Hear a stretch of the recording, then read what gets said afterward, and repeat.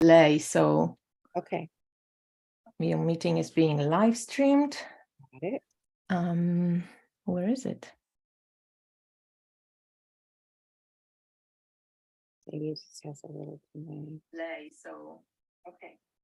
Oh, Okay, we are on live. Play. So okay. It's being live streamed. I see us. We're here. Okay, Julie, so I'm going to switch this YouTube from here and see you on Zoom as I see you now. And we are here. Okay, it's 5 p.m. and it's a weird time for the States. I think it's 11 a.m. or something. So I hope people who are not working or working from home can join us. Yeah, we give them a moment. Like, I think what I can do is I can share this on Facebook. Can I share it? Because now that we're live here. Oh, Rachel is hi, Rachel.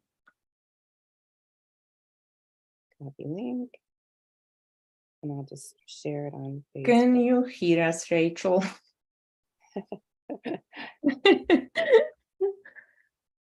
Yeah, this delay is always funny because, of course, I see Julie a little bit earlier than you guys see us.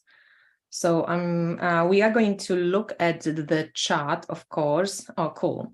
Oh, Patrick is here. Hi, Patrick. Oh, good. Sound is great and people can see us. That's awesome. All right, I just shared too. I'm glad, Patrick, you made it. Patrick is the creator of, I don't know, Julie, if you know, of this cute little living wheel astrology card. Yeah. I'm aware of him. I watch his stuff on Instagram. Yeah, so that's a cool, like, kind of tool if you want to share around some, you know, if you want to say, okay, moon is in this constellation now, you have all these like little building blocks for use. So Patrick is cool. Okay, so hello everyone, and it's nice to be live with Julie. We're both a little bit nervous because lives are a bit like weird. And we've never met before. We've never met before. Even though, Julie, I don't know, it's maybe it is something karmic like this, because with you and Aminat, and I binged through Aminat's deck, I saw that you have done a lot of videos with Amber from Lavender Moon, which I advise everyone to go and watch. And I watched them, you know, I binged on Aminat's interviews, and then I got into your stuff. And that's why I really wanted to catch up with you, because you do this real sky astrology and you have changed your worldview around, and you kind of had to go through what maybe I'm going through now.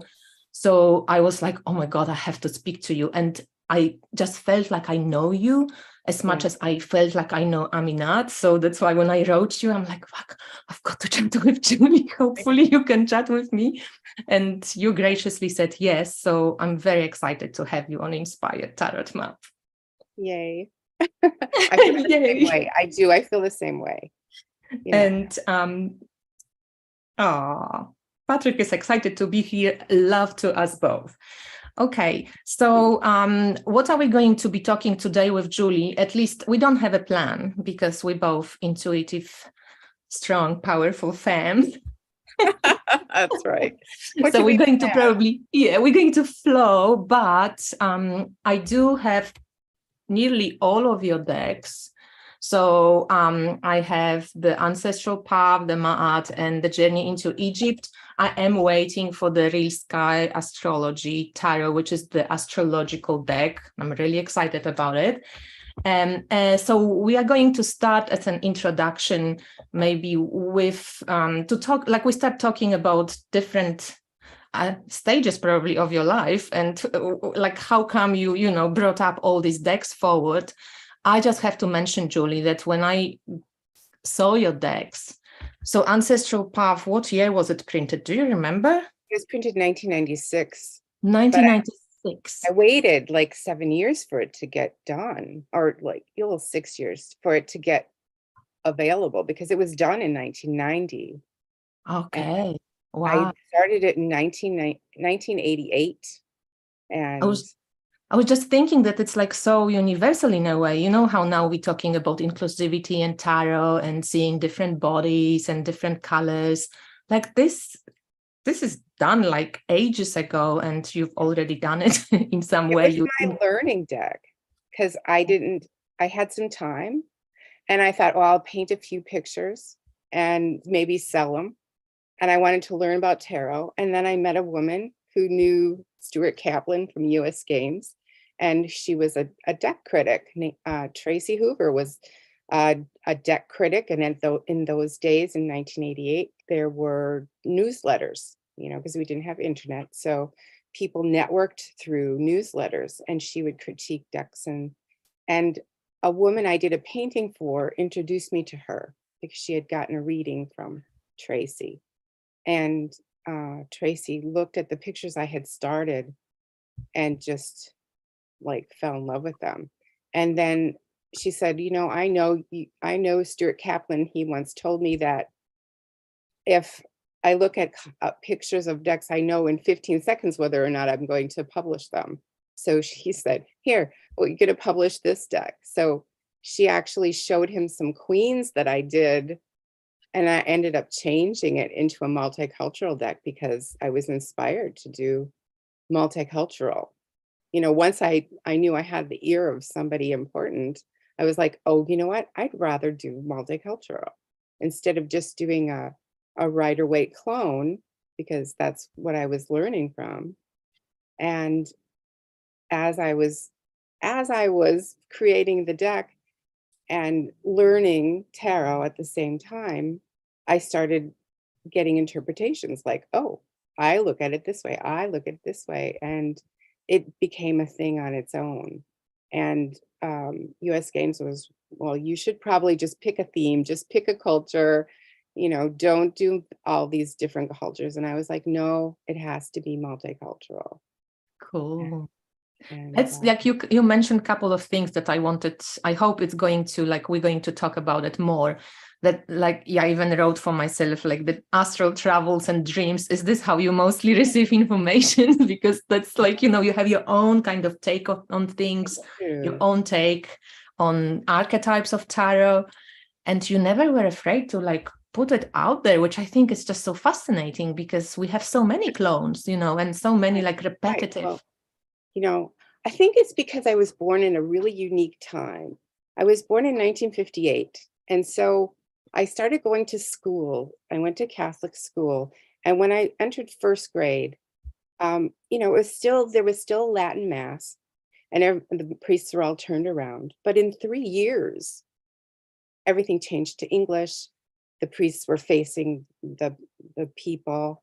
And there was this huge change. Nuns dropped their habits. They had street clothes. And it was it was the 60s. And it was like 1968 and 69 as I was going into middle school. So there was all this cultural change happening when I was 10 years old. And it just became part of me. I just melded right into this whole kind of hippie outlook, like nature is God's laws. And, and I always had an interest in Egypt. I always had an interest in ghosts and paranormal stuff because my house was haunted. And not because it was an old house, but because it was on a land that was historical. And I grew up on a street that used to be a plank road. It was one of the first roads in Wisconsin that connected Milwaukee to Madison. And the stopover was Watertown, because you can only take a team of horses about 10 miles, and then you have to refresh your horses. So there are these little towns every 10 miles, and Watertown is the last stop that you would stop at before, because I'm like an hour from Milwaukee and an hour from Madison. And so it was this historical town. And I was getting bleed through in my bedroom at night. And, people, no one would believe me, but I would see stuff. And when I was in college, I had this workshop that I had to go to. It was mandatory. It was Native American culture.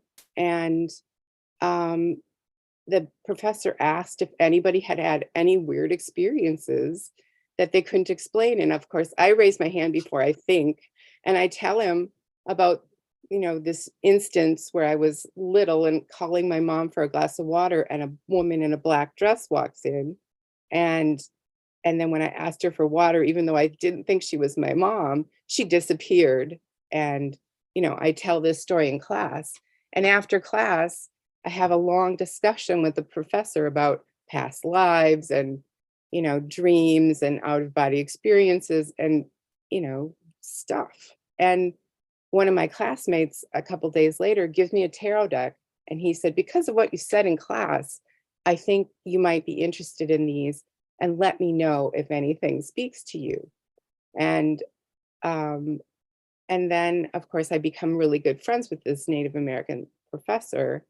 And the night after the seminar is over, I have an out of body experience, or I have one of these experiences that I haven't had since I was a child. And I call him in the middle of the night, and it would be like vibrations, and I would hear things. And, I was terrified. Mm. I had multiple experiences in the 1980s over and over again, but it was telling me, they were telling me things, and I was learning things, and I was opening my mind up to other spiritualities. And the Native American culture was like, okay, they understand about dreams and past lives, things my culture didn't. So I just, really accepted all of this. And it was finally like people who were like me. And one of the things my teacher told me, and his name was John Boatman, is he said, if you hear drums, there are drums for you, and to believe what you're hearing. And so he sort of gave me permission to go Mhm. ahead and believe the things I was hearing. And I was getting good information. And I thought, okay, this tarot deck is a good way for me to put all of these cultures that I'm interested in into one box. And basically, I think what what was so important to me at the time was that these other cultures had a goddess. And my culture that I grew up in had nothing but a handmaiden. And, we didn't have a goddess. And I had been married and I had a baby before I went to college. I was in the middle of a divorce. And um, I thought having this baby was like this most important thing. And why was the mother always like dismissed and not supported? And as like being a divorced woman in the 80s, there was no support system. Mm. There was no daycare. There was no support for women working. I mean, it was still like the 60s, and it was still, very misogynistic. And, we were sort of trained for that. We were trained to get married and have babies. And, so I was in this really strange transitional place, and it just made sense to just go forward. And when I would get things, I would just go, well, what if I made this into a calendar? Like that was the thing that happened with Ancestral Path, is at the end, I had lined up all the cards, the 56 cards with 4 aces as seasonal cards with 52 weeks. And I thought, well, what if this is a calendar? So in the original guidebook, I had this calendar wheel. And then I thought, I was about to teach a class, and I started laying out the cards in a calendar wheel, and I had the 22 major cards left. I didn't really know where they went. And then I thought, well, if I had just finished this lunar calendar and I was starting to think in terms of lunar astrology, and I thought, well, what if I line up these 13 cards as the moon, with the moon card being the 13th moon? And I just lined them up, and I had 9 cards left. And I had the world card. I put that in the middle, and I had 8 cross quarter days. And I was like, wow, the lovers could be Beltane and judgment could be Samhain. And I was just like, holy cow, this is the calendar. And I was like, oh my God, this is a calendar. So I taught the class, and then I came back and I started painting these giant blue moon pictures. So I did this majors only deck called the Blue Moon, where I did full moons, and cross quarter days. And the US Games wasn't interested in it. So I was printing it off myself with a laser printer and gluing it, and had my little booklet that I wrote up. And I was sending this out, for $20 to people who were interested. And then they were like, you've got to do a minor cards for Blue Moon. And I was like, nah, I don't think so. and then somebody asked me he's going to do this TV show. He said he was going to do this TV show, and he needed a deck that he could use. So I said, well, I have this deck that I could do. And he was like, if you do it, I'll use it on TV. But he ended up being a con artist. So I started all these cards, and then 9/11 happened. And I was just like, I was about to do my 3 of swords when 9/11 happened. And I was like, I can't go here. I can't do this. And I just put it all away for 2 years. And then I went back and I did it again. And when I finished it in 2006, and it came out in 2006, I was in LA and I was doing a conference. It was the equinox, and it had just come out. And that's when I heard about a trip to Egypt. And I went on my first trip to Egypt in 2007. And it was because of Mahat. So Mahat came out in 2006, yes? Yes. That was the second one. It was kind of like based on the Blue Moon. Yes. But with minors. Yes. Yeah. So just for everybody's sake, because all of us, for some reason, couple of years ago, even we thought that the journey into Egypt tarot was out of print. And even now I keep getting messages from people that like they don't have a deck, they missed out on it. And this is still available, guys. So if you would like the version that Julie has printed in 2013, you can write her, because she still you still have a couple of hundred decks left. I still have like maybe 175. Yeah, so this is going to be, they usually, like a little bit bigger, and it's laminated, and you get this kind of shiny lamination. The decks are also available through Printer Studio, and you have introduced now the bigger size as well. So it's exactly the same size, but I don't think they get shine, right? It's more matte. It's more matte, but it's elongated because that's the size of their template. So they're remastered. They're a little different. But they're bigger than regular tarot. Yeah, they are. Yeah. And matte is also available, right? Yes. It is. Yeah, so all of the decks are available. Ancestral Path Tarot, I have this old version, but there is a new version that you can, it's mass produced.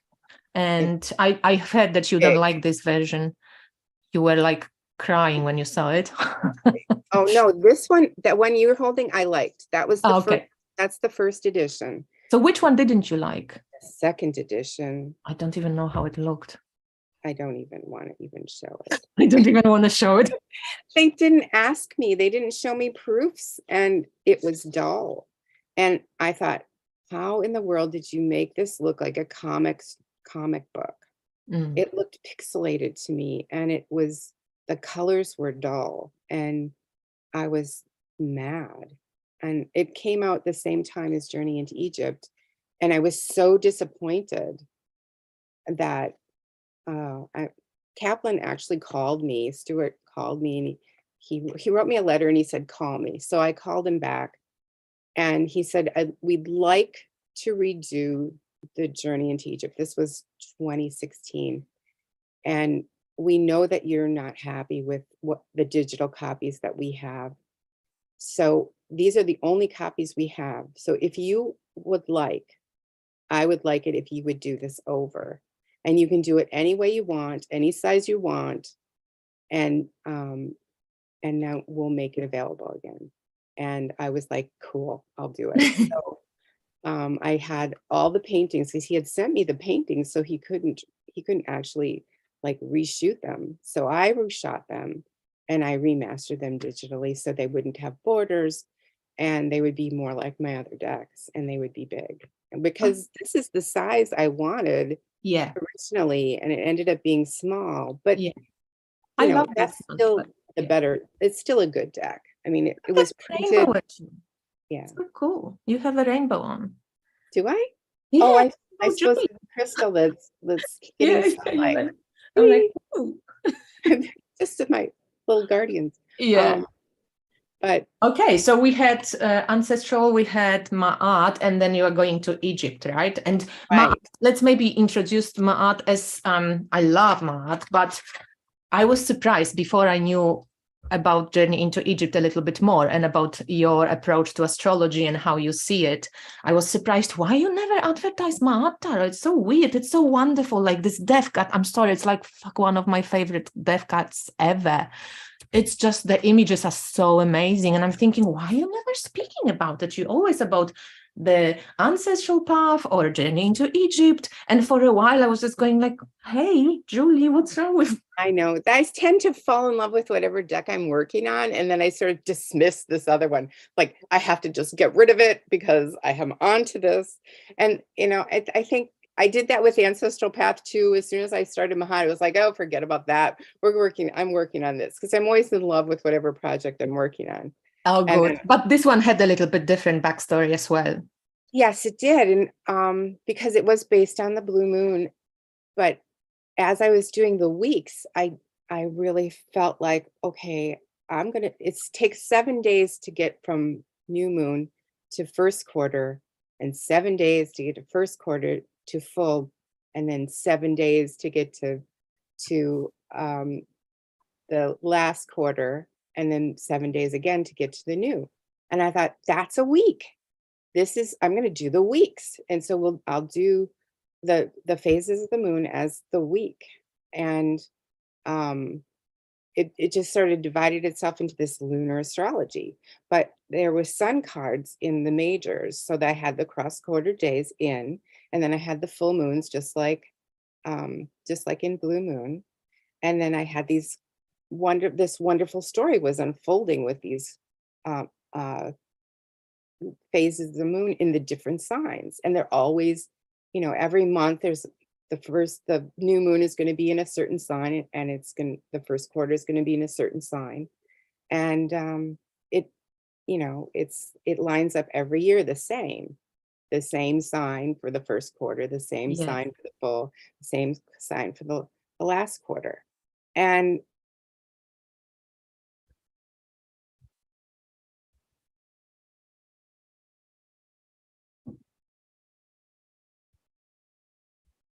Julie, are you back?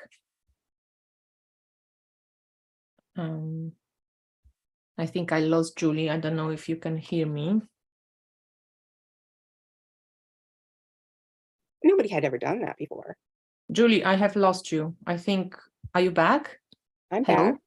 Oh, yeah, I have lost you. So I don't know if it was my internet or yours, but It said the internet was unstable. yeah. Am I back? Yes, you Okay. are back now. I can hear you. So I'm not sure exactly when it stopped, but I think you were talking about the moons that they always every year they the same in the same kind of month. I'm losing you again. Just one sec. Tomek, wiesz co, ja tracę internet, jak ty jesteś teraz na YouTubie, a ja jestem live na YouTubie i mi to bardzo przeszkadza.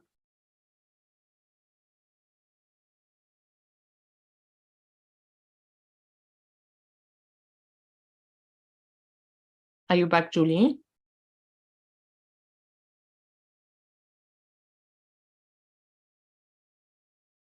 oh, you're Yeah, sorry, I think it's my internet. I'm not sure, but are you back now? I'm back now, I think. You're Yeah, back. I don't know. I'm back. So we Yeah. both You're a back. little pixelated. Yeah, I hope because I don't know. My husband switched on TV and YouTube on TV. It might have taken too much of the data. Now I lost you again.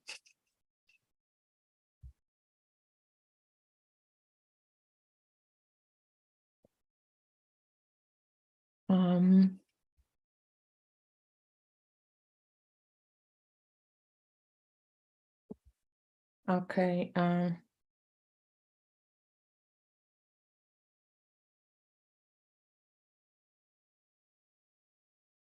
Sorry, guys, if you can hear me and see me.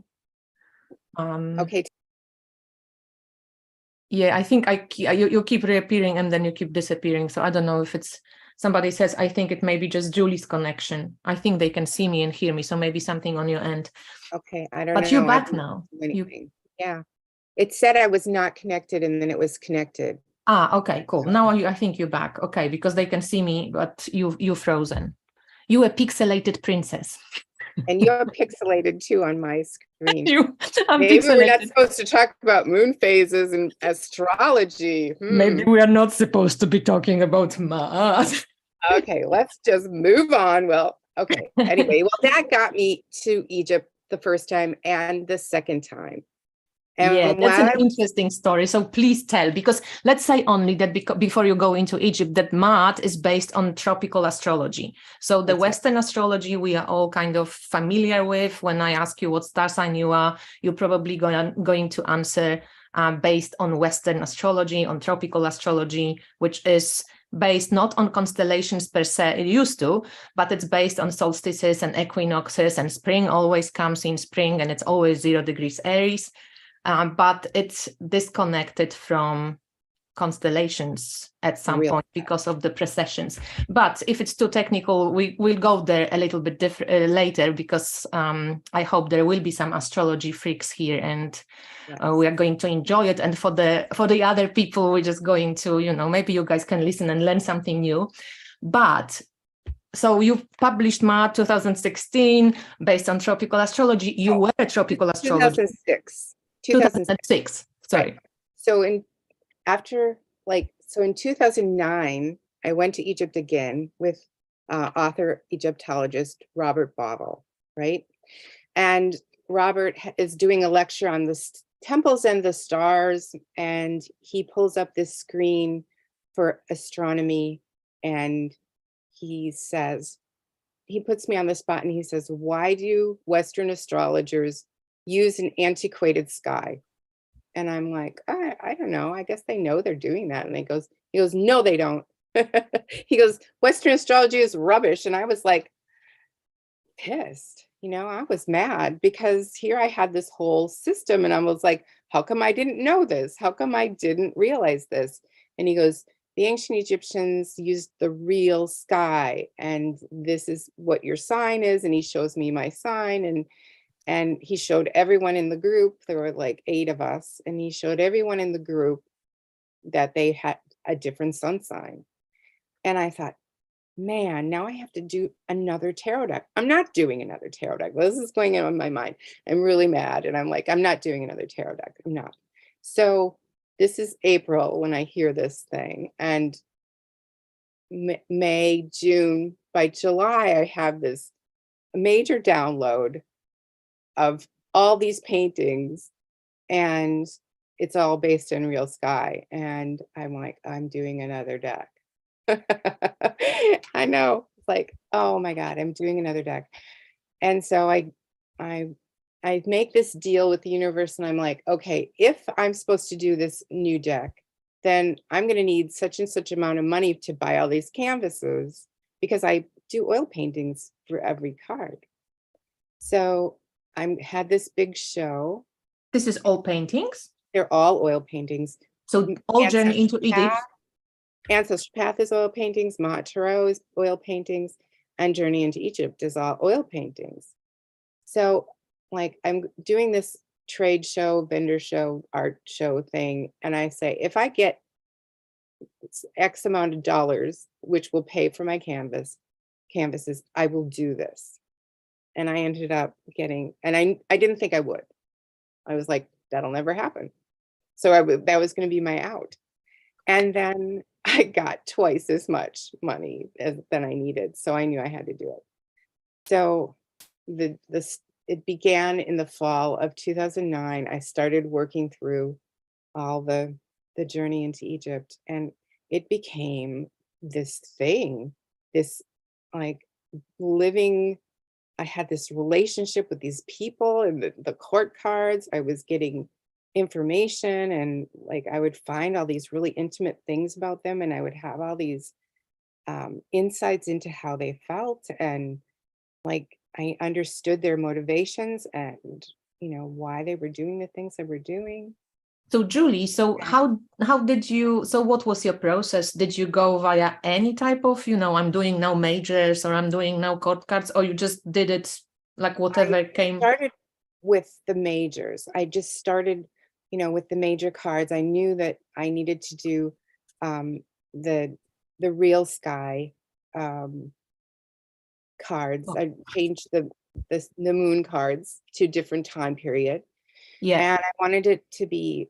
I started out with the world card, and it taught me a huge lesson because I had painted this nut, this image of this beautiful woman nut over the top of the world. And when I was finished painting her, I was like, oh no, her face is supposed to be in the west. I'm like, oh no, I did it in the wrong direction, thinking in my European centric compass points that, I would be using compass points east, west, north, south. Well, the zodiac has different compass points. The east is on your left side and the west is on your right side. So I tipped the world upside down, which is the worldview of Egypt. The upper Egypt is the south, and the lower Egypt is the north, because that's the way the river runs. So that was my first big aha moment. Well, mm. then I looked into the calendar of Egypt, and they had 12 months with 3 10-day weeks, which is just like a horoscope. And I was like, oh my God, the horoscope is based in Egyptian calendar.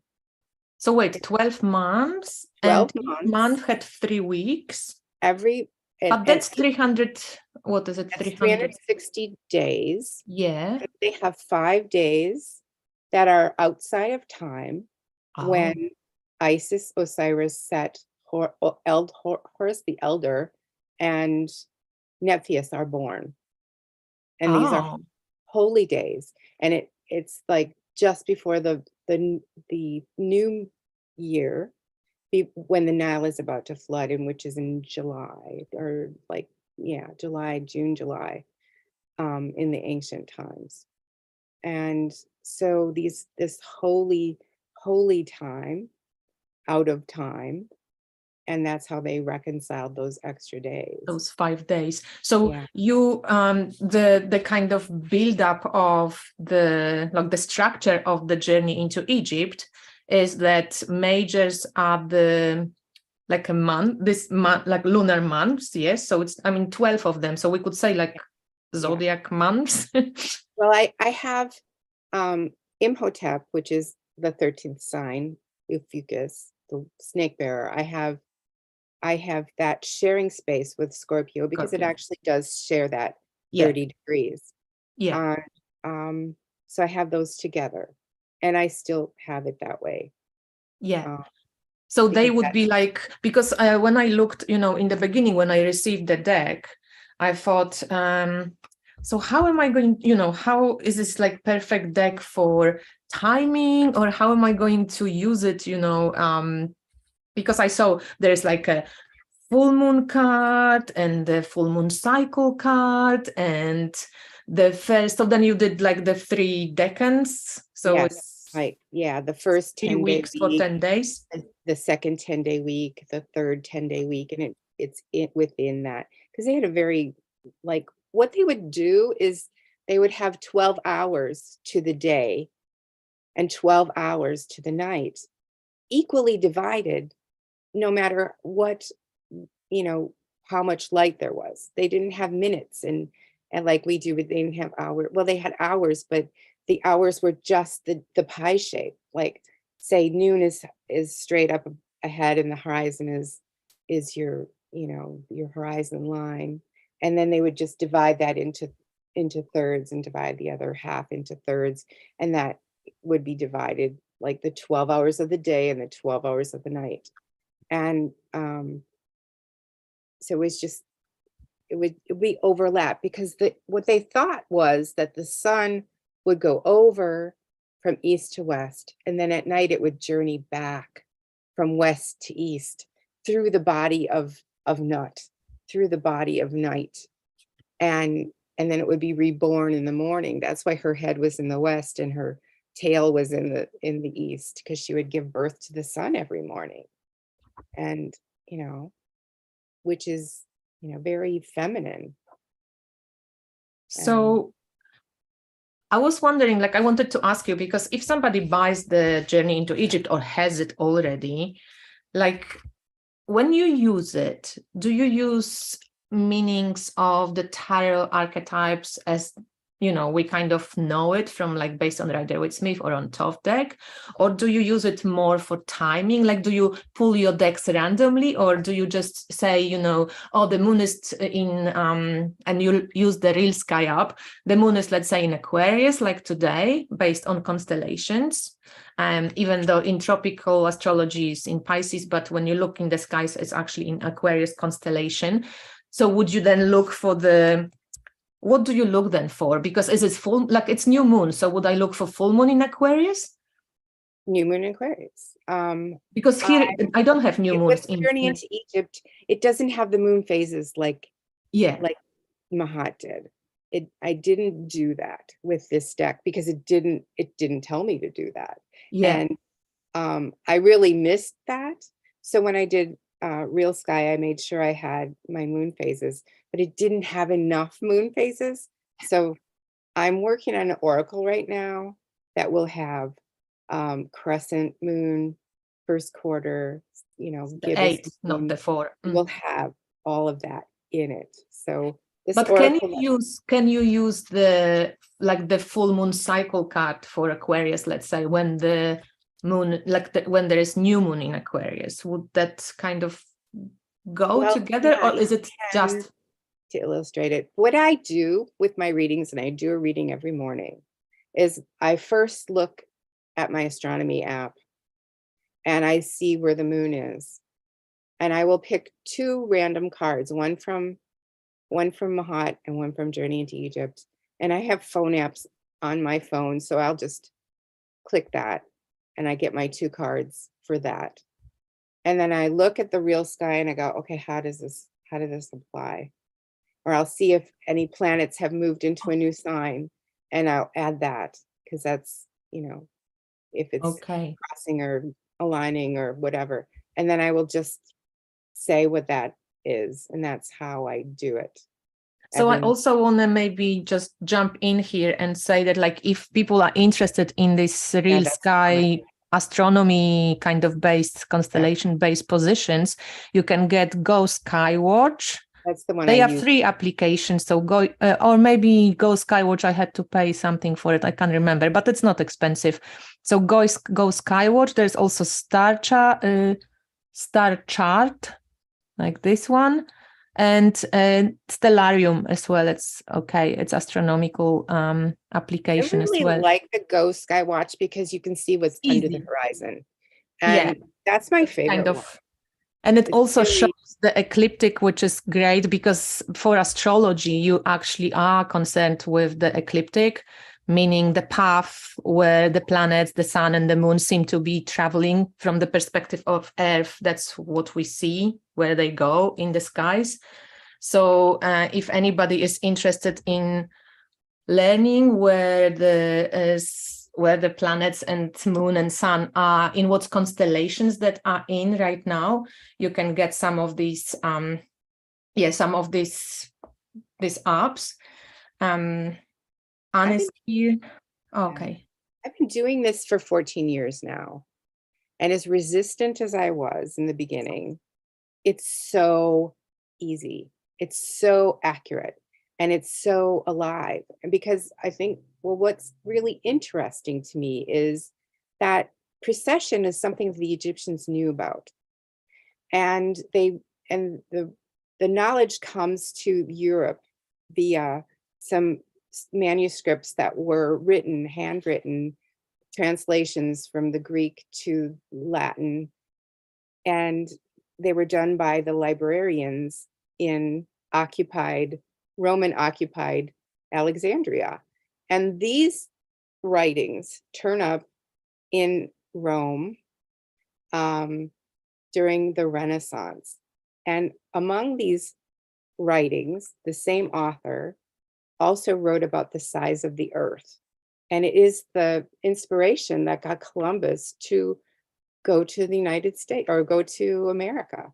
It was the inaccurate translation got him to the West Indies and not to India, because they mistranslated the writings. But the actual Egyptians did know the actual size of the earth and that it was round. They knew because they had done the math and the calculations correctly, but the translation was bad. And I think what happens when you have these astrology things that were written down is that the astrologers would take this information from a book that hadn't changed.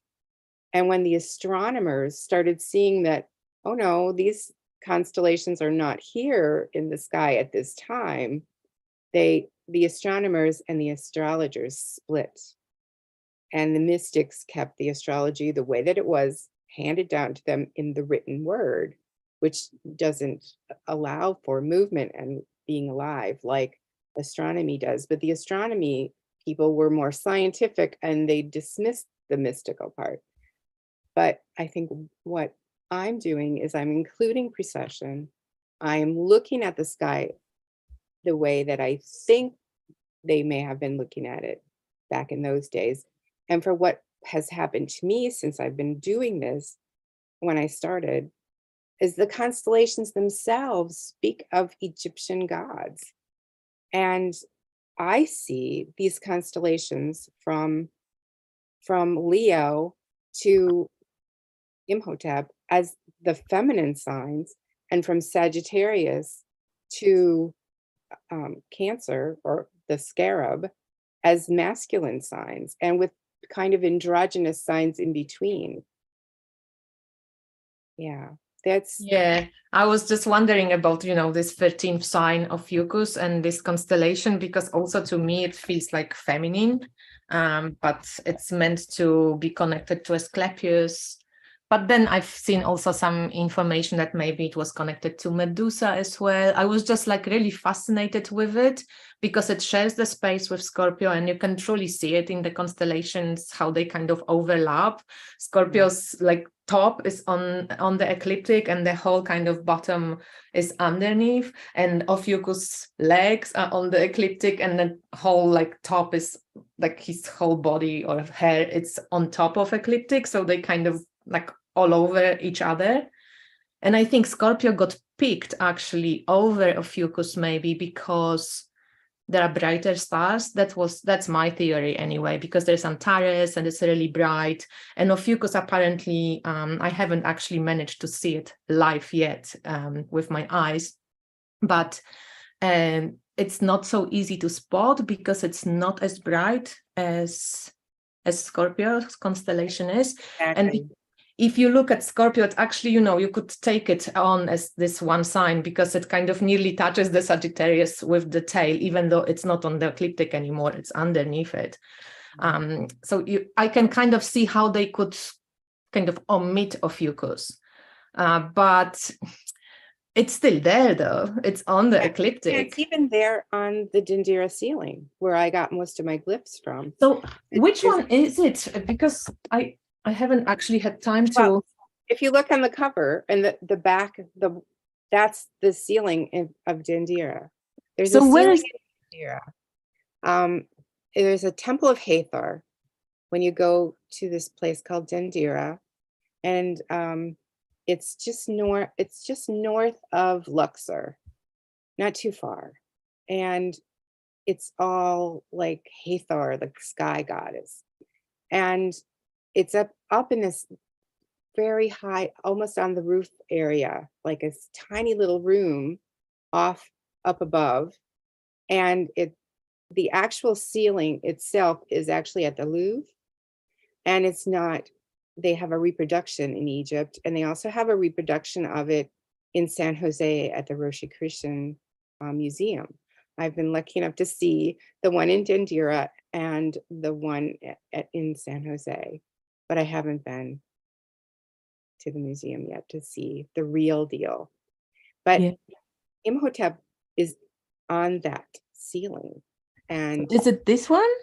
it's the little man sitting on the throne.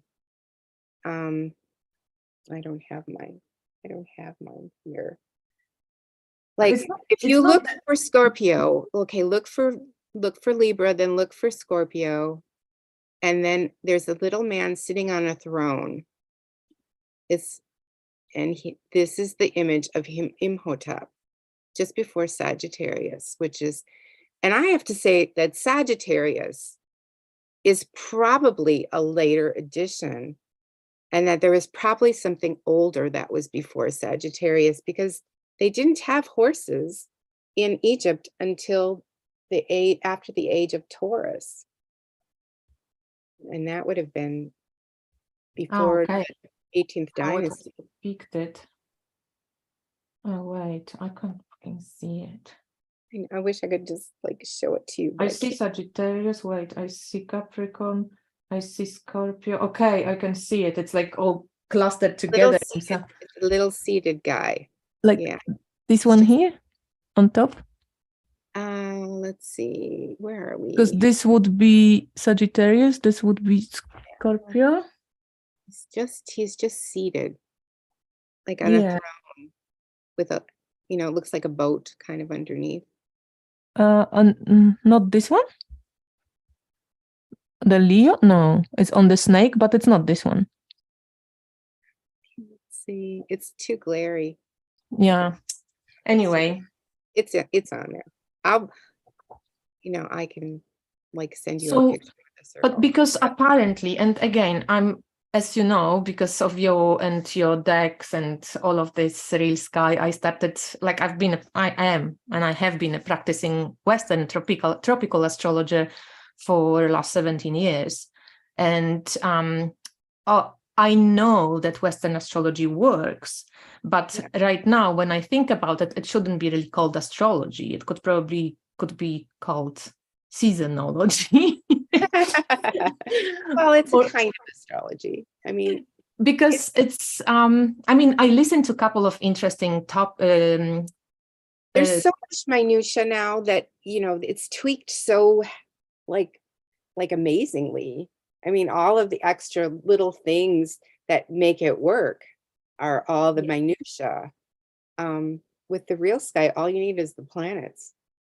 You don't need it. But for example, my intro astrology was through Chiron, and I have Chiron smack on my MC, the same degree, couple of minutes difference, and I will never get rid of Chiron. There's no fucking way. Like, Chiron is my guy, and for me, I know you can maybe not see it with the naked eye, but for me, this was my total entry into the whole of astrology, why I got into it. And my first astrology teacher, and I went to her for a reading. It was in 2004 for my birthday, and I'm 29th November.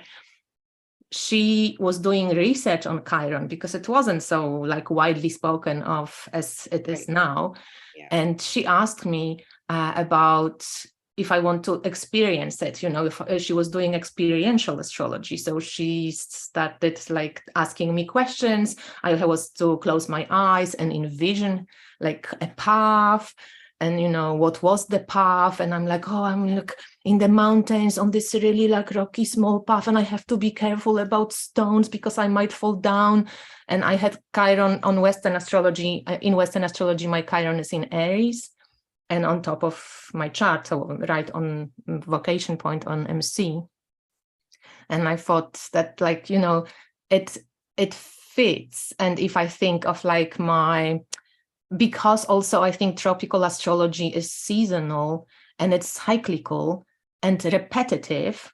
It is a time loop right now. So it's not really evolutionary per se, but it's repetitive. It works because every cycle if it repeats, you can like measure it and you can put, you can work with it. And I think that's why it's, I asked today even question if people feel more connected to the moon in Pisces or to the moon in Aquarius.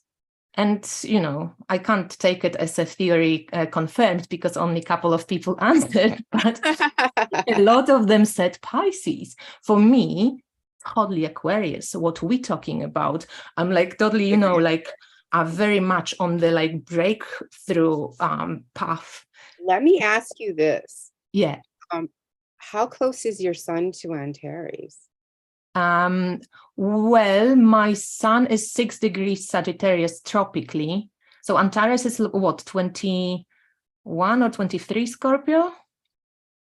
Do you know how what's sure. I know that it's right on the edge between Ophiuchus and my in true sidereal astrology, my sun is 6 degrees Scorpio.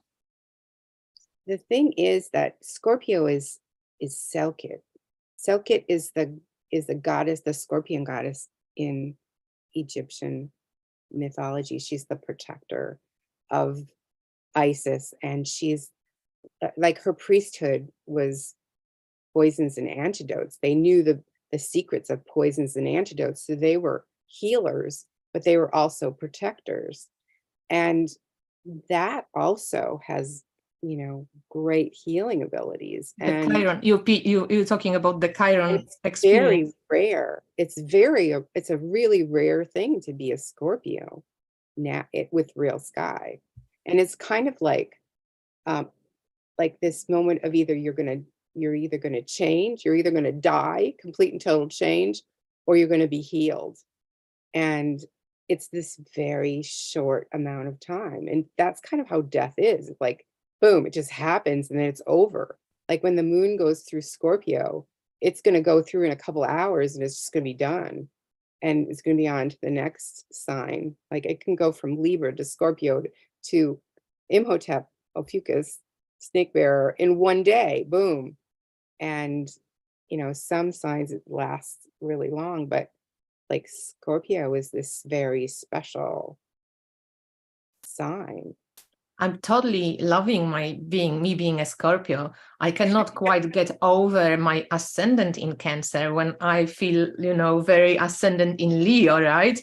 And also I'm not very much connected to Virgo energy, but at the same time, when I really started thinking about it and feeling into it, because I'm changing basically I'm changing from air and fire totally into water and earth.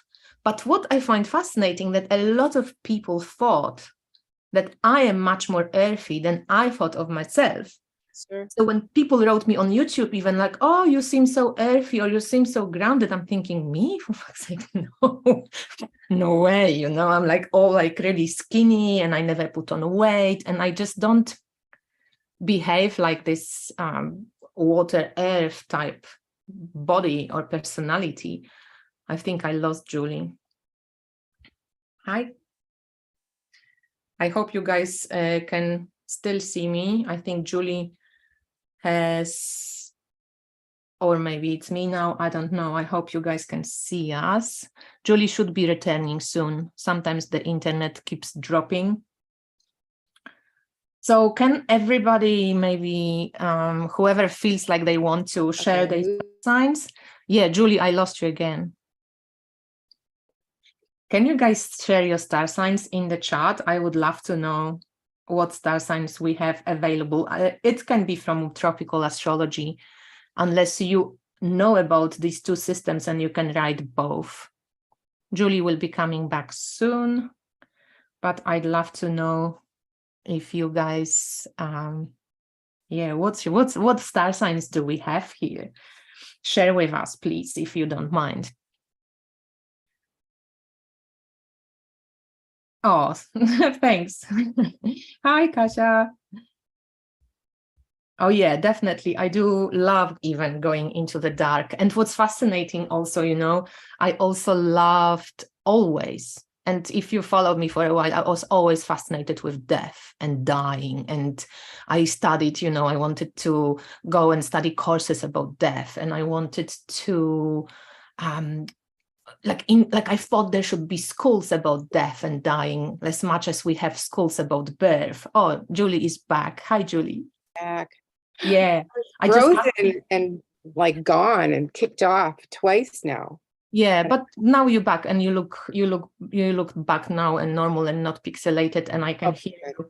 I just somebody said that they totally see me as Scorpio, that I have fearlessness of going into the dark and deep, which is very true. And I was just sharing how much I loved always death and how I was studying death. I went for like thanatotherapy courses, and I thought I wanted schools of dying to be everywhere available, because that's the only thing that happens that we're sure of, and to prepare for death. So this definitely fits me. I ask people what star signs we have in the chat. Okay. So we have Aquarius, we have Gemini, we have Taurus in both systems, because people write mostly in tropical. Leo, sometimes your sign does stay the same. Yeah, a lot of times. Yeah, exactly. It can stay. Yeah. Rachel is Virgo moon, Aries sun, Leo rising, Scorpio into Libra with Melanie, and she's totally not pleased with 13th sign astrology. She says she feels like a Scorpio, but definitely not like a Libra. Well, when you look at the Egyptian mythology that goes with these glyphs, it's very different than your sun sign astrology. It's a totally different animal. And that's what Melanie said, that when she listened to you talking about the sign, she said, like, but when you speak about Libra, it's not what we hear from like the Western. Yeah, it's different. Constellation, let's say. I don't know even how to. Yeah. Well, because I've done this overlay of this symbolism, because I'm a visual person. So when I hear a word, I get a picture. And when I see a picture, I get words. So when I see these words and pictures lining up, I see that there are connections. And that's kind of how I work. So I see these symbols in the sky. I see the recumbent lion, very much like the Sphinx, facing the east. And there's glyphs where you have these two lions put together, Shu and Tufnut, at the horizon, and one is looking one direction, one is looking the other direction. And I think, okay, during the age of Leo, what was Leo doing? What direction was it facing? Were they seeing the Leo constellation in the sky before sunrise as the Sphinx is watching and looking? And I just started telling myself these stories based on that. The Cancer used to be a scarab. And what's the story behind the scarab? Well, the scarab is Kepra, who pushes the sun across the sky.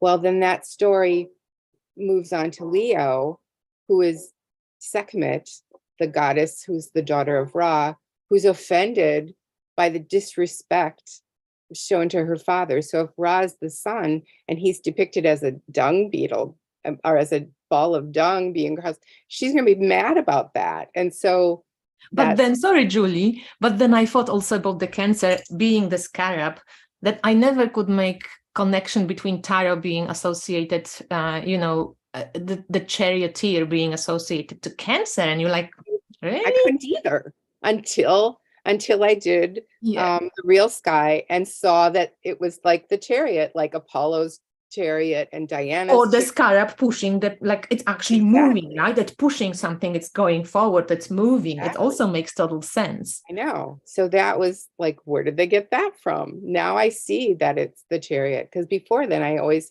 associated the chariot with Leo. I just felt like the two lions moving with the chariot. I saw the two wheels in the sky, the sun and the moon. And, that's how I did it. But then when I did real sky, I was like, oh, I should probably look at all the old associations and do this again. It was during Mahat that I looked at the Fool. It was the Fool card from some really old deck from France, and I can't remember the name of it, but it was a reverse image. So the dog was on an opposite side from the Rider-Waite. And I was like, oh, the dog and the fool. And I thought, oh, it's like the dog star with Orion. And it was like he's under the ecliptic, he's fallen. And I'm like, oh my gosh, that's the fool card.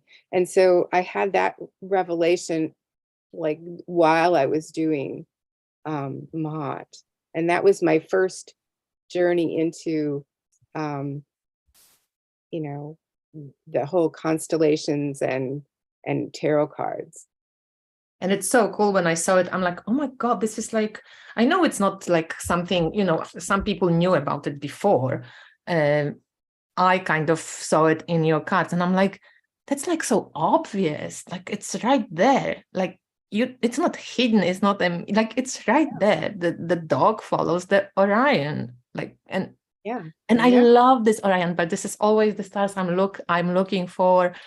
And Sirius, you say it's connected to Isis as well in your book. Yes. And in Egypt, Orion is associated with Osiris. And Osiris, yeah, exactly. So, Julie, what do you say if you could say a couple of words about each sun sign? Like just like a little sentence for the people who are in the chat. So at least we give them like thank you that they joined us. Let's start with Orion. But can we start with, or do you want to do like a journey over the zodiac? Yeah, kind of like a journey. Okay. So you have Taurus right above Orion.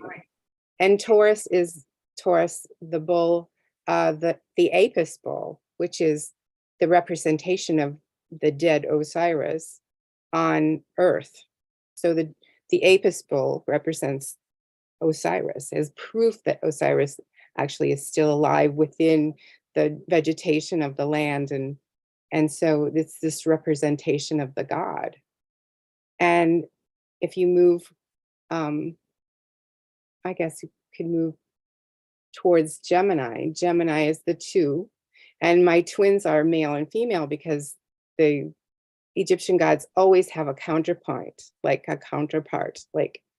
a male god always has a female god that's like Amun and Amunet. They have 2, and Isis and Osiris, and Nephthys and Set. And there's always 2. They're always in couples. And then we talked about the scarab. Cancer is the scarab moving. And then we talked about Sekhmet being angry and emotional. And the thing is that Sekhmet is this raging goddess that gets tricked into drinking wine and then reclines and goes to sleep and stops her madness, her craziness. In doing that, she becomes Hathor, and Hathor is my Virgo. So Hathor holding the sistrum. When you look at the Dindira ceiling, you can see Virgo is holding a sistrum. I could see Hathor holding the sistrum. And then the scales are Mahat scales. Mahat is, so you have all these goddesses lining up, this change of events from Sekhmet to Virgo to Libra with the scales and Mahat, and then Selkit as the Scorpion goddess, who is a healer. And Mahat is, of course, the laws of the universe and how things balance. And then you get on to Sagittarius after the snake bearer, which is a two-faced god. And I'm thinking this is a newer sign, like 4,000 years old maybe, because there were no horses in Egypt until like the age of Taurus, like before the 18th dynasty. Like that's when horses were first introduced to Egypt. So it's not ancient. Unless it was differently depicted and we...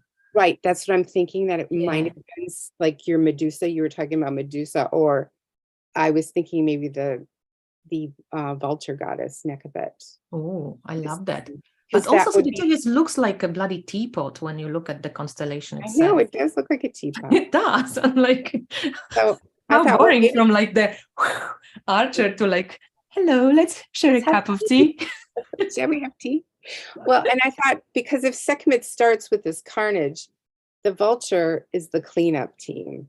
So it's the end of the goddesses, the goddess signs. And so she's kind of cleanup. And then it goes on to Capricorn, which is Khnum, who is a Nile god, who is also a guide for Ra, because Ra didn't know how to journey through the Duat. So Khnum showed Ra the way that the moon would journey through the Duat, and that's how he would have to journey, how the sun would have to journey. And then Happy is Aquarius.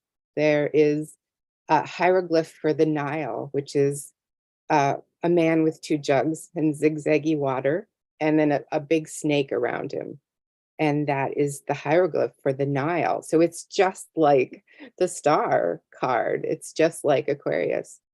And the fish is very interesting, because the fish I associate with Thoth, because in his baboon farm, Thoth was the guardian of the portal of the sunrise and the sunset, because the baboons would come out at the dawn and sunset, and they would fish every day, and they would eat the fish. And there's stories in the Book of the Dead about how at the first guardian that you meet when you cross into the Duat is the baboon.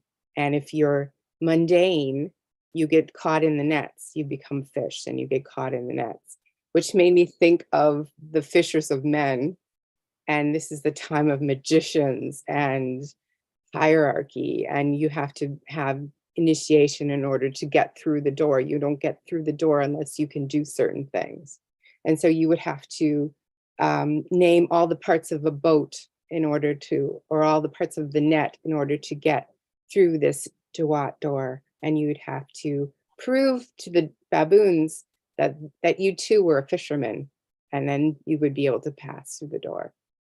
And then Aries is the ram-headed god, Amon. He was the god at midnight, or the sun at midnight, the invisible god. So during the age of Aries, you have all of the beginnings of gods that are invisible, the ones you can't see. And there's a big push to not have images of God, and like Yahweh or Allah, like they wouldn't have. Yeah. Right. So, the whole scene where Moses is breaking the calf, the golden calf, and angry and getting rid of the golden calf and saying you shouldn't be worshiping the golden calf. I think it was because it was no longer the age of Taurus, it was the age of Aries, and that it was time to worship the invisible God. And then, of course, that brings us back to Taurus again. Yeah, I have here like a conversation in the chat that one Xanthe Leaf, I'm not sure what's your name, but she or they wrote that she freaked out, or they freaked out when they first had you, Julie, speak of real sky astrology, and they went from sun sign Sagittarius to Ophiuchus. And like Oak Mama asked, how she works with it, and again, I don't know if it's she, but they said, I identify my healing abilities and long interest in herbal medicine with Ophiuchus, with the snake there. Yeah, because Imhotep was the person who brought medicine to Egypt. And it really kind of says, well, when did that happen? When did that happen? When were the pyramids built? When did that happen? And it kind of opens me up to, well, I'm going to do this oracle deck and maybe pinpoint when did this happen? Because as I'm working on this oracle deck that is 432 cards, and there's 432 cards, but it's 12 sets of 36 cards, basically. Okay. And so what it will have is the 12 houses with the 12 hours and the phases of the moon and the mythologies and how it shifts, precession, how precession works. So you have each age, you'll have it's kind of like the great year. So you have the 12 signs through all the ages. And I'm having a very good time trying to figure this out. And like I'm going through the age of Taurus. I'm like, wow, this is a really hard time to live. It's like you had no privacy and you had, there were a lot of bullies, and I could see just by the placement of the houses that where the signs were that this was going to be a hard time for people. And I really can get a sense of what that 2,000 years, it's like 2,000 years, 2,160 years approximately for each age. So they would change, the age would change when the constellation would appear, a new constellation would appear before sunrise on the equinox. Yeah, because right now, for those people who might not know, so in tropical astrology, in Western astrology, we have this fixed. So we always have 0 degrees Aries, and always Aries being appearing on it's not appearing, but we have it fixed. So Aries starts spring. House. So spring equinox, it's always connected to 0 degrees Aries. But at the time when maybe Ptolemy or before, when it was invented or correlated, it was actually 0 degrees Aries on the equinox. But because they didn't take into consideration the precessions, the skies keep changing 1 degree every 72 years. So in the beginning, you couldn't see it very much. Yeah. But right now, we, as tropical astrologers, are kind of separated from the skies by nearly one whole sign. So it's 24 degrees, I think. Yeah. So when I asked you about your sun signs here, you can possibly be the same sign. If you were born, let's say, 29 degrees or 28 degrees or 27 degrees of Sagittarius or Pisces or whatever, if you subtract 24 degrees, you still will end up in the same sign. But if you were born like me, let's say 6 degrees Sagittarius, and I take minus this 24 degrees, I definitely end up in Scorpio.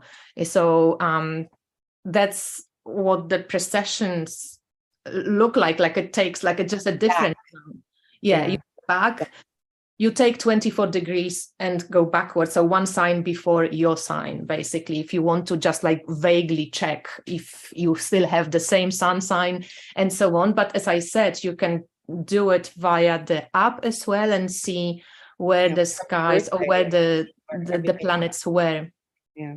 And I think also for people, maybe, Julie, what do you think if they can use probably astro.com and just sidereal astrology, and it's still not doesn't use the 13 signs, but it's very close to 13 signs.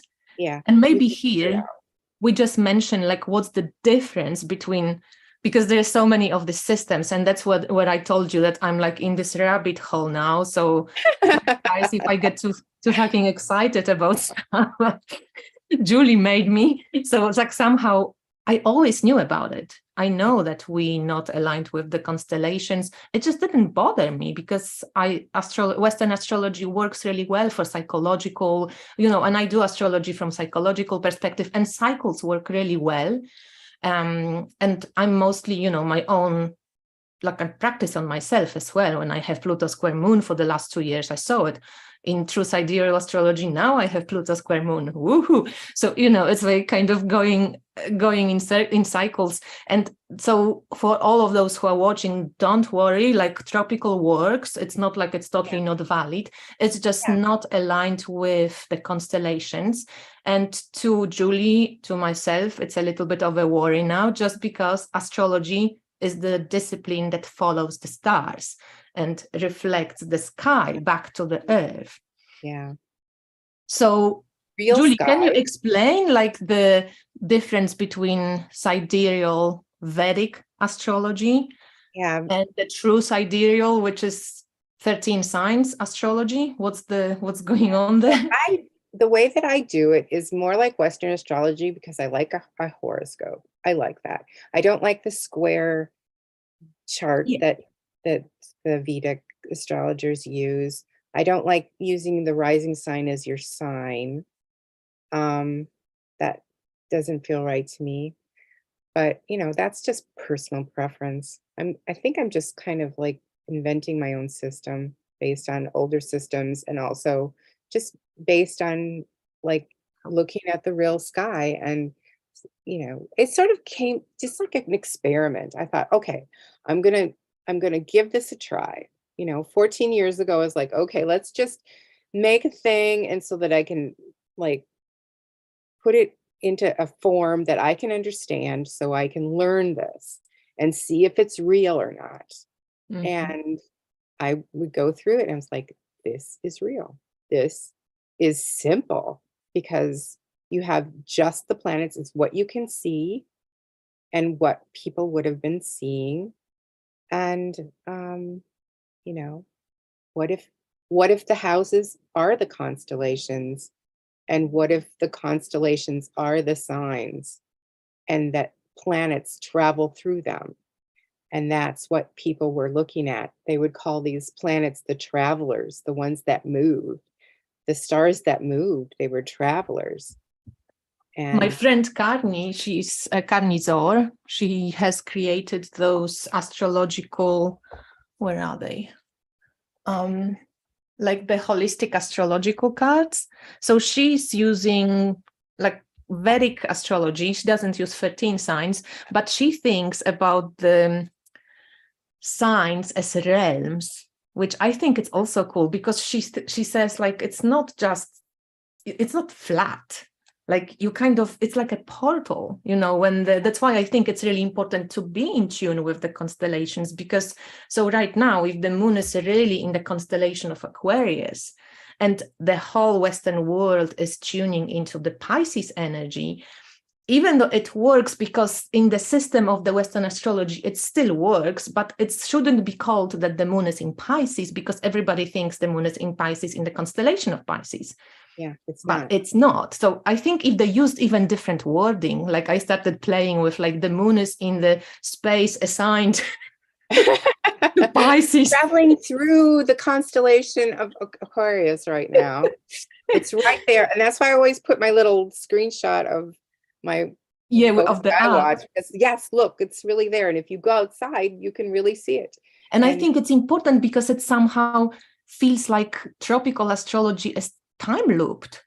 Like you don't have this precession. So it's always you'll be stuck in Pisces forever. You'll be stuck in the age of Pisces forever. And really what Ptolemy was doing when he was writing this down is he was making calculations to figure out when the age of Pisces would begin. And his calculations said 221 AD. Yeah. But I'm not even sure they were using 221 AD at that time because there wasn't a Christian calendar at that time. They were using the Roman calendar, which would have been like 750 years. So, a lot of this is the time of Pope Gregory. This guy. Projecting and educating people in this Christian calendar through, people were mad at him for creating all of these colleges and places where people would be indoctrinated about. Yeah, he chucked out so much of Christianity, like important things to Christianity, this guy. And I know, because, once people had the Enlightenment, once the Renaissance happened, people were free and they were learning things, and it was like dangerous because nobody had control over these minds, and they clamped down like on, this is what you're going to learn. They started controlling the information, which is, stuff that happens today. Yeah. And we're seeing it still today. So that's so interesting. When we look at the tropical one, it's kind of going in a loop. Whereas when you look at the sidereal one, it's like a spiral. It's actually shifting and changing and moving with the skies. But I say again and again, and I will confirm it, that both work, because both are valid systems, because Western astrology has been working for thousands of years, and it is working because it's repetitive. And even though it's fixed, but because of the repetitiveness, we can measure the cycles, and the cycles work. But if you want to be actually, I call the sidereal astrology like evolutionary astrology. Not Jeff Green's, Pluto, is he Jeff Green? That's his name? The Pluto, he's always about Pluto and evolutionary astrology and North Node and South Node. So not in this sense, but being connected to the real stars and constellations seems like evolutionary, because you're actually moving with the times. And well, some of the bigger planets, like the farther out planets like Pluto and Neptune and Uranus, were not even discovered. Uranus wasn't discovered until the 1700s. And Neptune wasn't discovered until the 1846 or something like that. And Chiron till 70s. It just had its first full orbit in 2011. And, so how can you have a whole lot of, I don't know, it needs more study. But I think here we vary though, because you don't use those planets for generational. For generational. Yeah, I do. I look at it and go, okay, the last time Neptune was here, what was happening? And then I go, oh, okay, it was, the beginning of the United States Civil War. Things like the beginning of the Republican Party. When they were abolitionists and trying to get rid of slavery.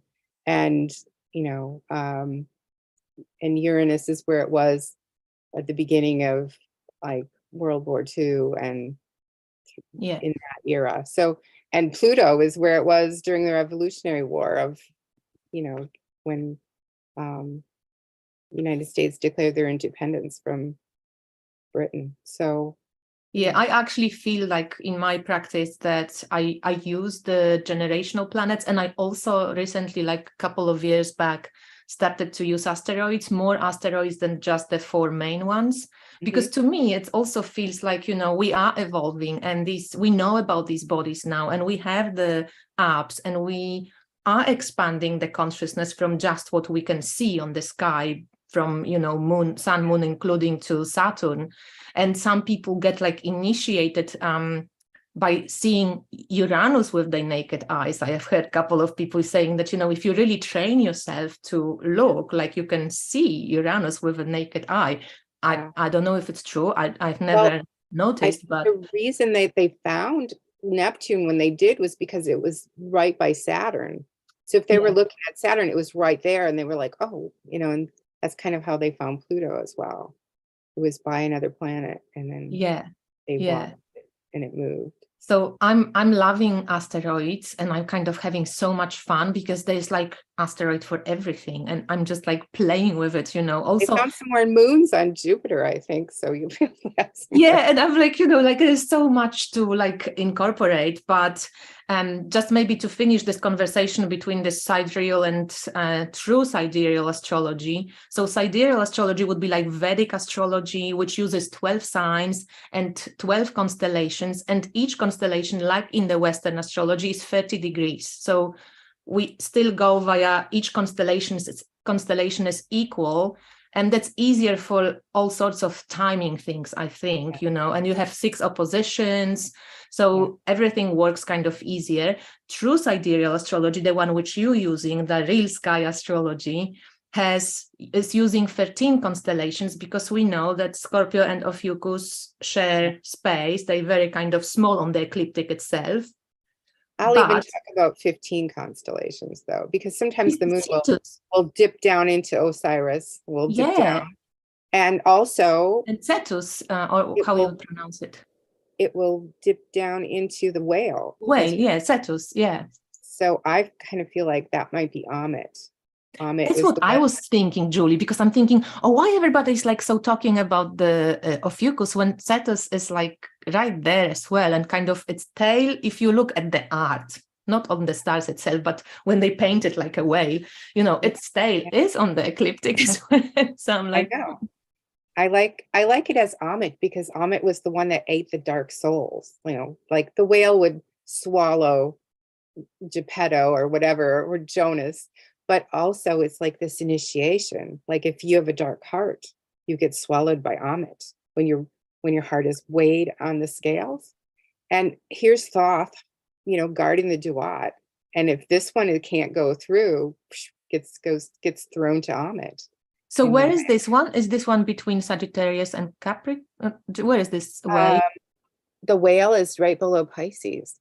Okay, so it's below Pisces. Okay, so it's kind of after like, Capricorn. Jupiter has been sitting in it for a while. Jupiter is my patriarchal institutions planet, and it's been sitting in the whale for a while. Yeah. Hey, so what would you be in tropical astrology first, if you What am still I? remember? Oh, like Western astrology, I Yeah. am a Scorpio with an Aquarius moon and a Taurus rising. But And in real choose sky, idea. I'm a Libra with an Aries rising and a Capricorn moon. And you feel much more related, like you relate much more to the tropical. I mean, Well, to the sidereal, sorry. yeah, because look at I even named one of my decks Mahat before I knew that I was a Libra. You know, like how did I even know that? And and being the guide to uncharted territory, like that's what I do. And I'm never finished because I'm a first quarter moon, so I'm never finished. I'm Like balsamic moon. Yeah. one job leads to the next. Like there's always something that I'm not finished with. So I would be in tropical moon in Libra, I see in Libra, and Venus in Libra in close conjunction. And now everything is in Virgo.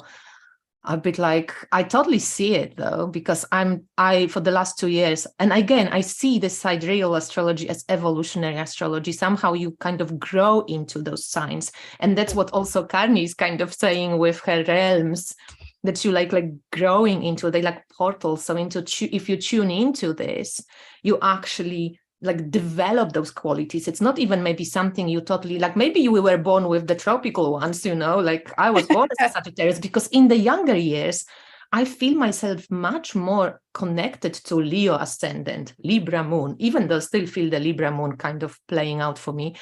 Sagittarius, I love traveling, but I can see in true sidereal I have Jupiter in Pisces in the 9th, so you know you can find the same kind of features like displayed differently, right? Or you're telling yourself a story, and it seems like the real sky has this in-depth story, sort of an in-depth story, because I don't think I would have connected with Libra as it's, you know, scales both sides, blah, blah, blah, you know, really hard to balance, blah, blah, blah. But as a child, seeing ghosts and being interested in past lives and being interested in all this occult things. I mean, Very I was Scorpio.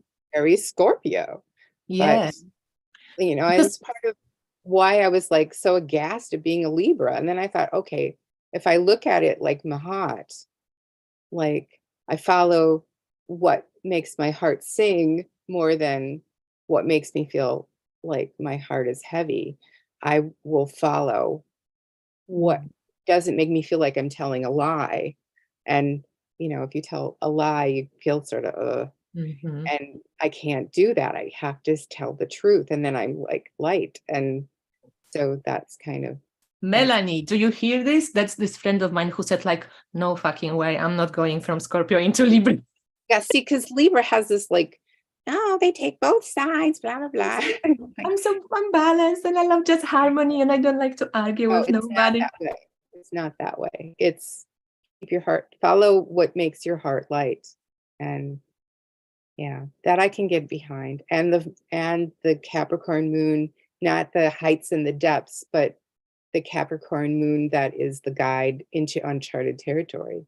Like you know, like I Yeah. know the way because I can compare it to a way that I already know, and that's how I find my way.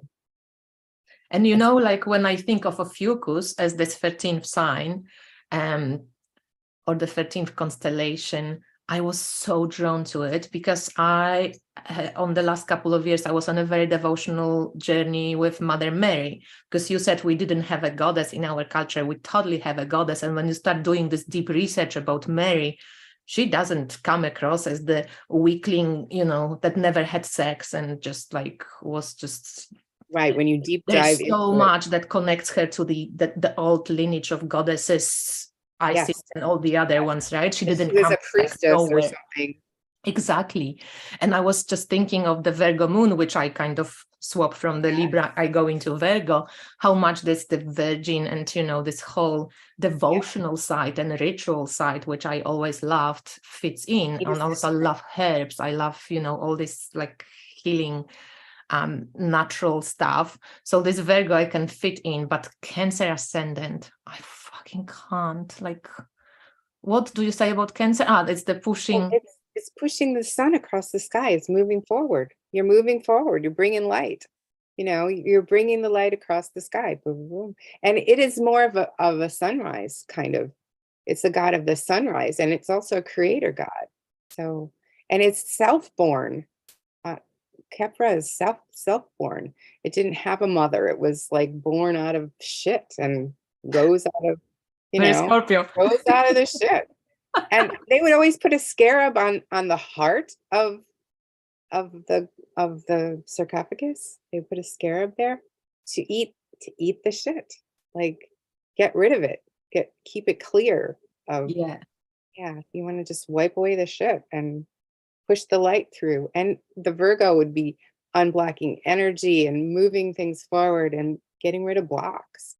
Interesting. So it seems like I'm a balsamic moon, and most of my main stars are like Virgo, Scorpio, and Sun and Cancer, which is just moving through the shit basically and cleaning and like getting rid of stuff. And like balsamic moon kind of would have to do like a completion phase of some sort.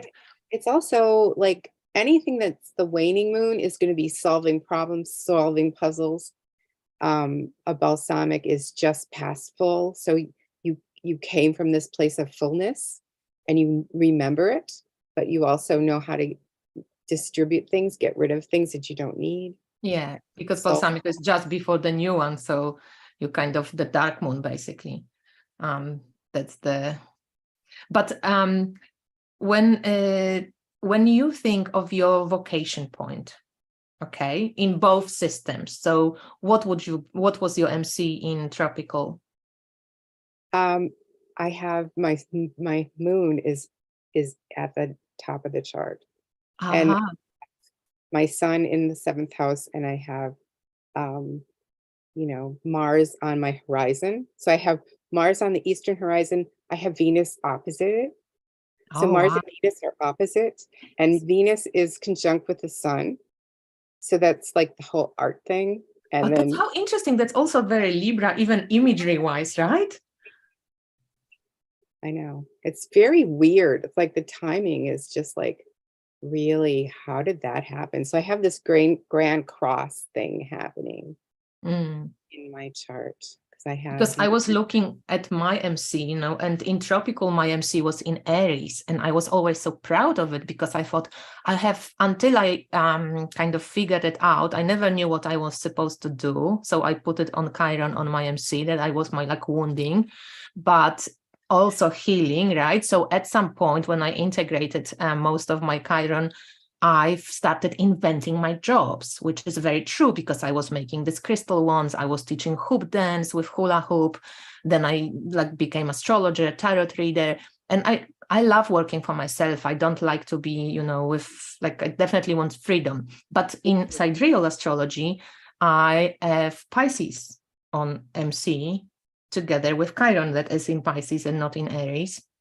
And I'm thinking, well, that suits too, specifically with what I'm doing right now, because I'm always in between the worlds and doing astrology readings, tarot readings, it's kind of also fits. So sometimes I'm thinking like, I'm trying to make use of both systems somehow. That's how I would Absolutely. like to work.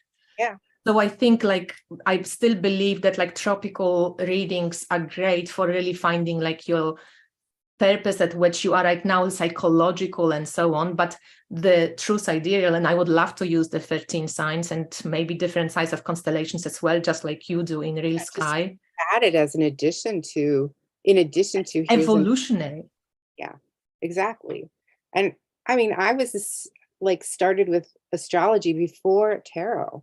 I loved astrology, and I would have been an astrologer, but I used an Apple computer and there were no apps for Apple. And I tried everything, even getting a Windows app for my Apple. And because I do artwork, I need the Apple. And so that sort of got ditched.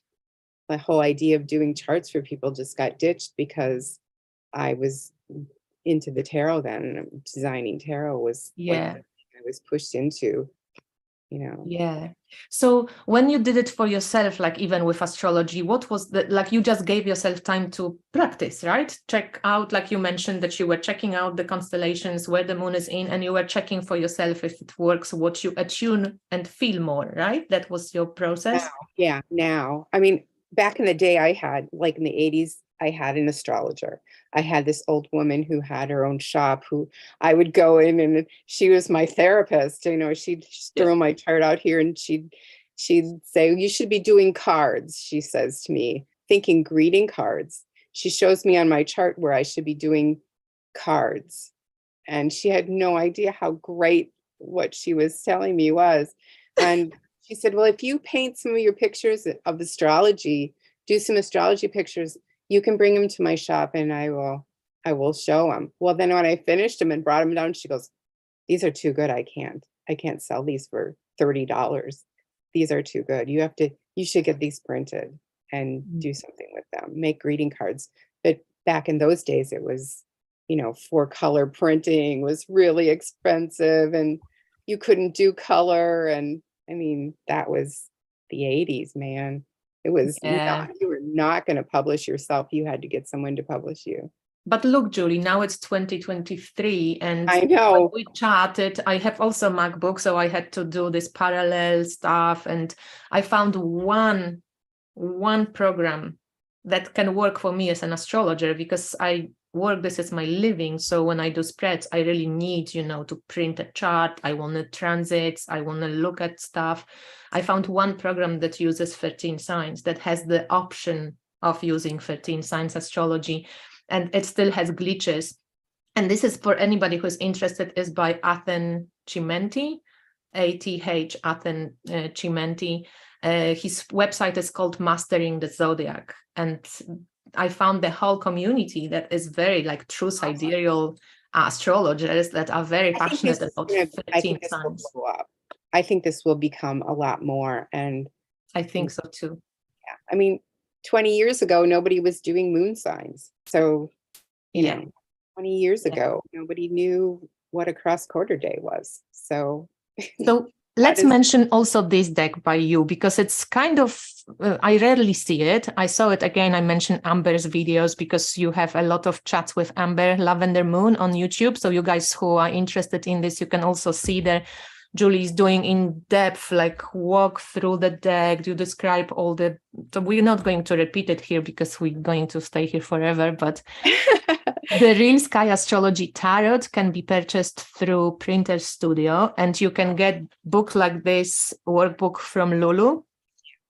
In Europe, if you're from Europe, you can get, Lulu has European kind of outlets, so you don't pay for, fees, but for the deck, probably you will. I don't know. I ordered it from Printer Studio and it sent me a weird email that if you order standard postage, you have to pay fees. So if you don't want to pay fees, you might want to go for the express postage or whatever, which is more expensive. So I didn't know it. If I knew, I would probably have gone for the more expensive postage, but I didn't read the small print. That goes my Virgo. I'm like, no. Well, see, about blocked energy, not about details. Yeah, but this deck, Julie, is ready. It's From available. 2020. I finished it in 2020 during the plague. Everyone was like, you've got to finish it. We need something to do. So I was home and my husband was retired. So I finished it. He edited for me. And it's a whole workbook about how to convert your Western astrology chart into a real sky chart. And it has all the mythology in there, everything in detail. So you can interpret. And it has little exercises that you can do to find You your have path. like space to write it down in the workbook. It's a workbook. You have the image of the card. You have the association with astrology as well. You have houses. No, you have, what do you have? Is it houses or is it?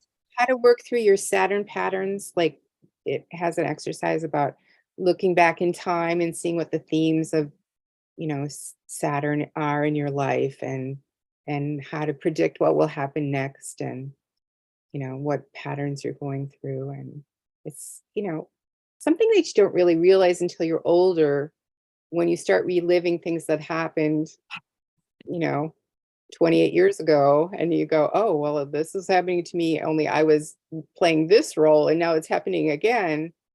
And it's And you different, and it's Saturn returning to the spot that it was. And, like when Saturn returned to the spot where it was when my son was born, my son had a baby, yes. All of this stuff returning. And I don't have a second Saturn return yet, but I went for my first astrology reading on my first Saturn return and then studied straight away astrology after that. I did this on my first Saturn return, and then I did it again because I was working on this when my son was a baby. And then when I was working on this, my grandson was a baby, and it was all back again. Maybe for people, if you guys want to put it into the comments, we would love to know with Julie. Saturn return is between 28, 30 years of age. Yes. So between it's a process. So it takes usually around 1.5 or 2 years. So if you remember what was happening to you, usually it's a time of entry into the adulthood, into cutting the umbilical cord a little bit from the mama and papa and becoming, your own kind of authority. That's where you're going with the Saturn. And you can follow those patterns throughout your life. You can look at what was happening when you were 7 and then project it in, and project it in 20 or 35 and what's happening, because as you come into the world, as you come into yourself. And that is a whole pattern. When I was turning 49, I turned 49 on my first trip to Egypt. And it was 28 years since I turned 21. So it was all the spiritual stuff that was happening to me when I was 21 was happening in real time. Like I was having all these out of body experiences at 22, and I was having all of this revelations and past life stuff and, thinking about Egypt and remembering things and having dreams about Egypt. And then 2007 when I turned, and 2009 when I turned, it was 28 years from then. So you're adding 28 years to, if you now, let's say, you add 28 years or minus 28 years, and you can see what was happening Saturn-wise to your life then. It's all coming back. Sorry, Rachel is asking, where do we order the Ma'at and Journey into Egypt decks directly? You have to write Julie a message. Email? Ma'at you can only get through Printer Studio. Okay. Journey into Egypt, if you want first edition, you can get it from me. If you want the second edition, then you can get that from Printer Studio as well. Yeah. Okay. Thank you. So with what else? I have so many questions still, but how long are we going now? Is it forever now? I don't have anything going on. It's 11:45 here in the morning. I don't know. But one maybe question about sacred sites, because you have been to so many different places as well, and you traveled astrally to so many places. Like, what would you pick as like your most, I don't know, a couple of or one sacred site that like really made, you know, an impact on you? The mortuary temple of Hatshepsut's mortuary temple. Hatshepsut. Yeah. The one with Anubis, or the what? the one where Anubis paintings are? Because I've been to Hatshepsut temple, but the one which is very on the bottom, or the one with the very long avenue, and hit the mortuary temple by the cliff. I had an out-of-body experience where I woke up someplace where I didn't go to sleep. Like, I fell asleep on my mother's couch and I woke up in this temple in a different body. And I've painted that temple again and again. Yes, this place. It was the equinox. It was a full moon and there was a thunderstorm outside. I was 22 years old, March 21st, 1981. And I was home from college and staying at my mom's house. And I woke up in this place and I didn't know what it was because I looked out onto all this water. There was all kinds of water and the sky was bright red, and to my left it was really dark, and in the distance there was flashes of thunder, and I could see that, and I could see torchlights like flickering inside the temple, and I didn't know where I was because like there was this huge cliff behind me, and there were little like square buildings that were sort of like, they looked like a little city. I thought I was in Greece. So you've never been to Hatshepsut temple before? No, I was 22 years old. I didn't know, shit from Shinola. So, I,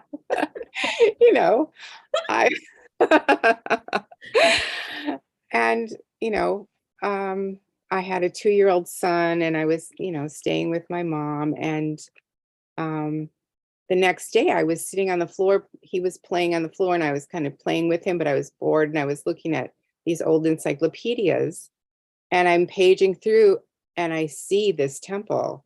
So I got information right away about where this temple was. So then I found out it was Hatshepsut's mortuary temple, but I didn't know anything about it. So I had to dive into that. And, it was years before I unfolded all of the secrets, and I'm still unfolding secrets.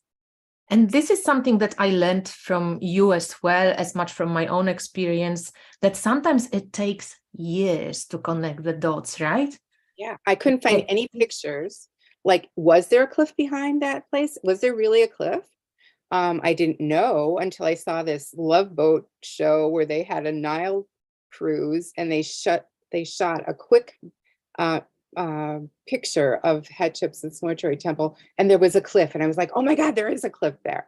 There is a cliff, So, like, I didn't know who Hatshepsut was. I had to find out about that. I didn't know she was, this female pharaoh, and like, it was like this intense journey. And every once in a while, it just like hit me.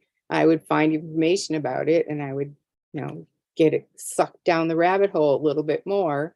Well, when I actually went there for the first time, November 11th, 2007, I finally got there, and there are all these little holes on that cliff. And we were there for like 45 minutes. It was just not enough time. And the tour guide goes, well, one of Hatshepsut's daughters was buried up on that cliff. And I'm like, holy shit, and I had told my roommate, I had written this whole big essay about my experience, which got me a scholarship to go. And then I look at my roommate and she looks at me and our eyes are like saucers because, and then I had to, do research into her daughter and what was her story. And she died young, and that she may or may not have had a child, and she may or may not have been married, but that was the end of the matriarchal line, which was the way that things were in 18th dynasty. Everything was matrilineal. You had to be born from a queen to be a pharaoh. And because her brother, Tutmosis III, was not born from a queen, he wasn't considered, he was born from a secondary wife. So the bloodline was through her. And then after that, it was all patriarchal. Yeah, and he like wiped out all of like her like traces of her. I went to, I just want to share two things with you about Egypt, because maybe you can share some light onto it, on it for me. So I went to Egypt in 2018 or 19, one of, no, 18, 19 or 17, any of this, like definitely before 2020, definitely. I think it was maybe 18. I took specifically a flint stone that I found myself here in my area, because we have a lot of lakes and a lot of Polish flintstone, with the thought that I'm going to offer it to the Sphinx and ask for the permission to enter the land, because we went there with my husband with no tour. We did everything ourselves, and we stayed 3 or 2 nights in Giza looking at the pyramids, and we went for the whole day to walk around, by ourselves, to just like soak it in. So before we walk in the morning, I have my flintstone, and I had this moment of like, kind of meditative moment for a couple of minutes. Tourists are walking past, I'm there, and I'm like thrown this flintstone into where the Sphinx is. It's like in the, like, a bit lower. And I keep walking, kind of felt this sense of like, kind of, you're welcome. And I did a couple of steps, and I look down and I see something blue. So it was seriously like a 2 minutes after I threw the stone. So I pick this up, and I find this turquoise, probably somebody left it, doesn't matter, but it felt, and my husband had like eyes like this. I said, hey, I just gifted Sphinx a stone. And like 2 minutes later, I felt like, hey, Kasia, here's a stone for you. Thank you. Here's something for you. Totally. And it's like, it's amazing how Beautiful. It just felt so special. I had like goosebumps all over me. It was so strange. And now I went to Vipassana. So it's 2023. Like a month ago, I went to Vipassana for this 10-day silent retreat, this meditation. And I have this vision at one of the meditations. I think the information that there are chambers under the Sphinx I took from Graham Hancock, but I have this vision that I'm going into the chamber under the Sphinx. So I know that I didn't invent it. I knew this information. Oh, there is a hole there. I saw it. There's a hole. Yeah? There was a ladder that went down right by the tail, like to the left of the tail. There was actually a hole, and there was a ladder that went down, and our tour guide said that they were working down underneath there, and that there were chambers underneath. I was walking from the front, like kind of, if this was the face, I was walking here, and I went down on the stairs. Nobody was there, but this huge quartz. And there were like little benches around the quartz, and I didn't see anybody, nothing happened. I heard a sentence. It's not an obelisk, it's a generator. Yes. So does it say anything to you? I mean, like obelisk is very solar, right? But is generator lunar? No. Yeah.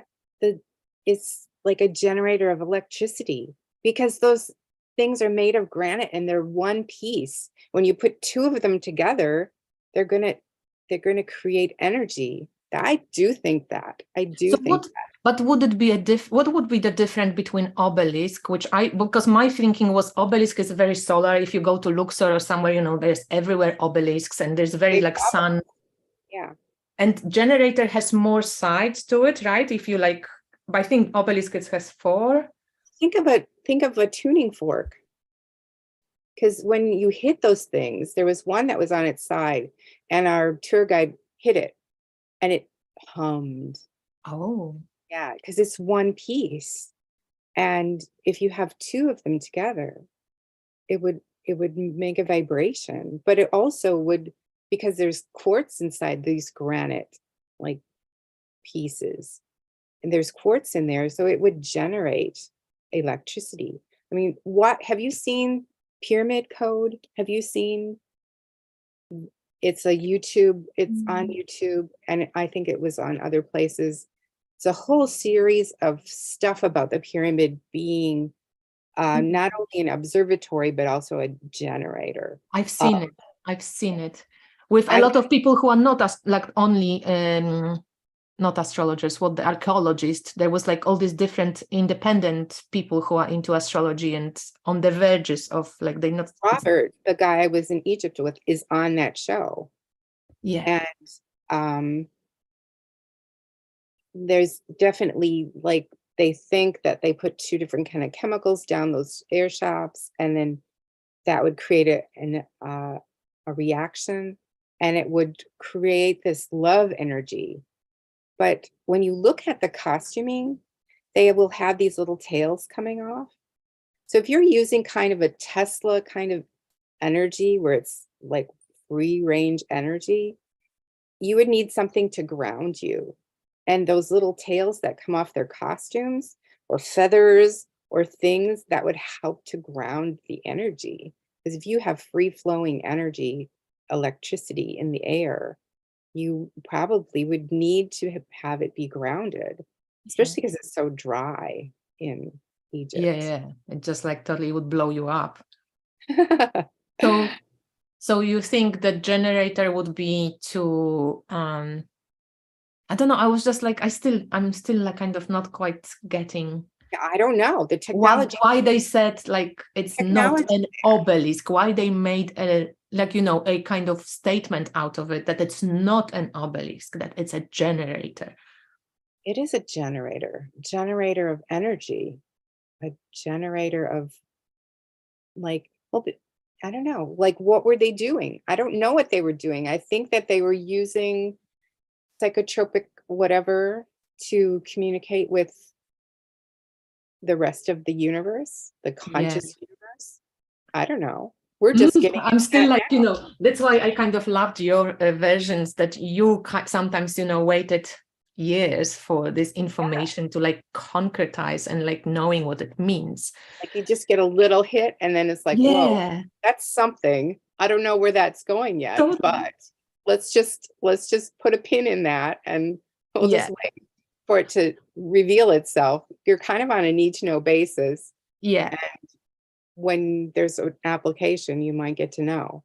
So also with Ophiuchus, that's how I felt. I'm like, my God, like Mary, she's constantly standing on a snake, and obviously the traditional, they say like, she's like defeating the snake. I'm thinking of bullshit. She's not defeating the snake. This is her lineage. Snake was always connected to the goddess. And I was just is a snake. Exactly. And I was just thinking, how it fits into Ophiuchus, and then Ophiuchus was kind of like omitted. It doesn't really matter that it's there. Like nobody cares, Everything is hidden in plain sight. Connected. Everything is hidden in plain sight.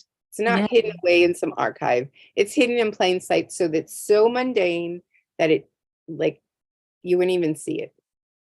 Yeah, it's really interesting. And also how the genders were changed. And I think like it doesn't matter in the end, like it's fucking maybe genderless anyway, but it's just fascinating how, if you even made, like we were talking about Saturn, if you made Saturn feminine, that would be kind of equal of the like equal signs that would be feminine and masculine, and it would be creating that perfect kind of harmony. Maybe perfect harmony doesn't exist. I don't fucking know, but it does for a moment. I mean, equinox happens. You have equinox, you have this perfect balance. Both hemispheres are in equinox. I love it. But that's for a moment. That's why looking for the happiness forever is just it's forget just it. Moment. Realize that this is balance. Fleeting. Now it's fleeting. Enjoy it because it's gonna go to the extreme now. And, that's life.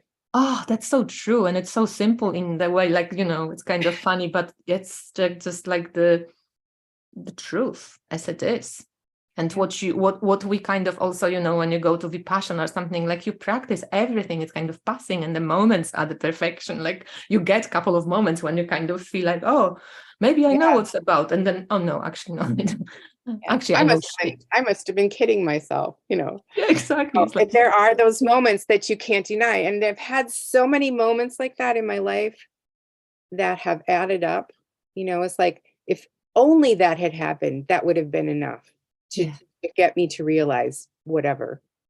And then there's this, and then there's this, and then there's boom, and there's something else. And, it's like, okay, I will do the Oracle deck. So how many cards have you done already for the Oracle? I finished the Age of Pisces. I finished the Age of Taurus. I finished the Age of Aries. I finished the Age of Gemini. So you want to do all the ages, yeah? Yeah. I started the Age of Cancer, and then I went, I bet we're in the Age of Aquarius. And I went to my app and I went, you can't even see Pisces before sunrise. We're definitely in the Age of Aquarius. And so then I was like, okay, I'm going to do the Age of Aquarius. So I went and started working on the Age of Aquarius. So I haven't checked it, but so what, on equinox? Because they say right now that you see Pisces rising for another 100 or something years. You know what? You can't see it. It's not going to be visible because the sun is going to block it out. And when you're going to see it, like, you're going to see Aquarius on the horizon before sunrise. Aquarius will be there. It is there. But I think, don't they measure where the sun crosses the ecliptic? Not that ancient people would not have. They would have said, oh, look, there's a new constellation on the horizon. We can see. You're right, because they wouldn't have go Skywatch. Skywatch app that we have. Why are we waiting 300 more years for those degrees? No. But nevertheless, even if we so yeah, okay, what we can see, I'm going to check it because equinox is coming, so I'm kind of, I know it is, need to look at it. So that's interesting. So we definitely either already in the Age of Aquarius or just on the precipice if we go with the ups. And people will hold on to Pisces for a really long time, but even if it's another 100 years, that's nothing, right? Because look at us. We have to know. We have to know now. We can't just believe. There's too many liars out there. We can't believe. We have to know. We have to look for ourselves. We have to do our own research. And all of the things that are happening in the world to make us do our own research, it's comfortable to believe. And it's so easy to let the experts take care of all that. I don't have to think about that. Let the experts find out. I will trust the experts. No, you have to do your own research now. You have to know for sure. It's the only way to be sure that it's not a lie.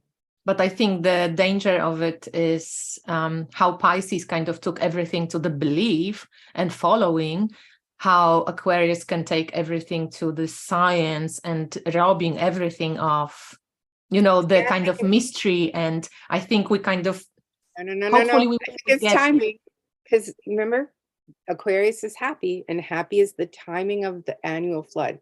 So you'll think it's the end of the world. You'll think that the desert is encroaching, and then the star will show up, and the Nile will flood, and you will get what you need when you think everything is devastated. And like we think now. Timing. It's about consciousness of the universe. It's about this cyclical, beautiful harmony with nature. It's about getting back to nature. It's nature and science and spirituality and consciousness of the universe. That's what Aquarius is about. And it's not about water wars. I'm sorry. It's definitely not that. So, wow. I want it to be so badly about war again, but no, it's not. We're done with that. We're done with that. Yeah. I think it's really maybe a lovely accent to slowly wrap up our conversation here. We still have Aquarius, somebody says trusting the vision. Exactly. But also I think the vision that's kind of really sits with us and it's right with us, and we're not afraid to have it. Like you, Julie, a perfect example. From ages ago when you started making your first decks, I was just like totally in awe of you that you weren't afraid to like put it out there, and it's different and constantly different. I was afraid. I just did it anyway. I'm always afraid. Like, I don't want to. No, I'm not doing it. Okay. Don't drag me out again. I'll do it. Oh, that's how I feel now with the, kind of researching the different systems of astrology and figuring out for myself how I can make it work for me. So it actually is still, lets me do my job, basically. Yeah. So it's not like I'm suddenly, for myself, I can see it, but I can't actually do it for other people. And I want to be able to do it for other people. So that's really interesting. You did just start. With what? With the 13th sign. I just started in December when I kind of started. Well, you've got lots of time to figure it out. I know. I'm impatient. You don't need to instantly know. Look how long it took me. I know. Gosh.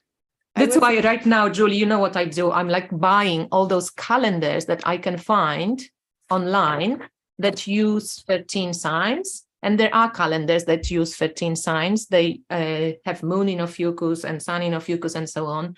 So I buy them. They only in PDF forms, or in America, you can get them printed, and I print them for myself. So this is this astrological international unit with, the borders that you're using in the Sky App using mostly.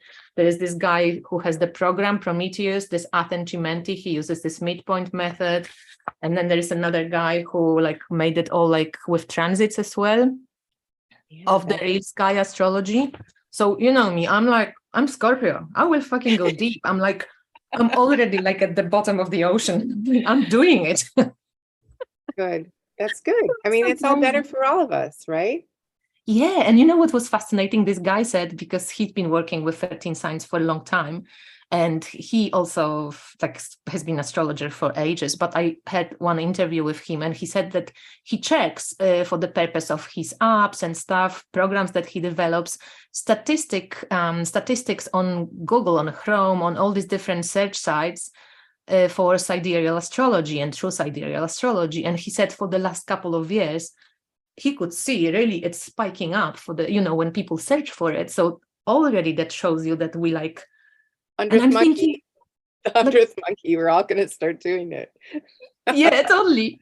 And I'm thinking, what the fuck happened to me? I knew about it. It wasn't a new, I knew about it, but I just never, doesn't matter. And suddenly I'm like, matters, I just can't. I want to see what's there, and I want to have it reflected in my chart. I want to be aligned with the constellations. And yes, being aligned with the seasons, fine, but let's use precession. Let's change the ephemeris. And there is no ephemeris for 13 signs. It's difficult to do it. What would happen if we did let it be the age of Aquarius?